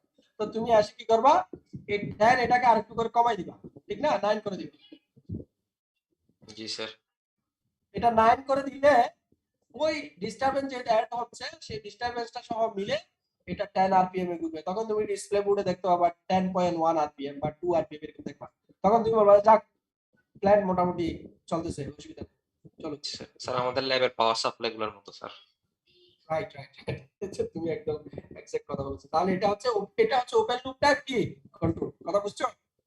জি স্যার, জি স্যার। তাহলে এই দুটো হচ্ছে সিস্টেম কনফিগারেশন। আমরা এতক্ষণ যে আলোচনা করেছি ওপেন লুপ এবং ক্লোজ লুপ, তার অ্যাডভান্টেজ ডিসঅ্যাডভান্টেজ বলো বা কম্পারিজন বলো, সব কথা এখানে চলে আসে। যেমন দেখো, ডিস্টারবেন্স কম্পেনসেট করা, মানে ডিস্টারবেন্সের কারণে আউটপুটে যে সমস্যাটা হয়েছে একটু আগে এখানে আলোচনা করলাম, সেটা কি ওপেন লুপ কন্ট্রোলার কি কম্পেনসেট করতে পারবে?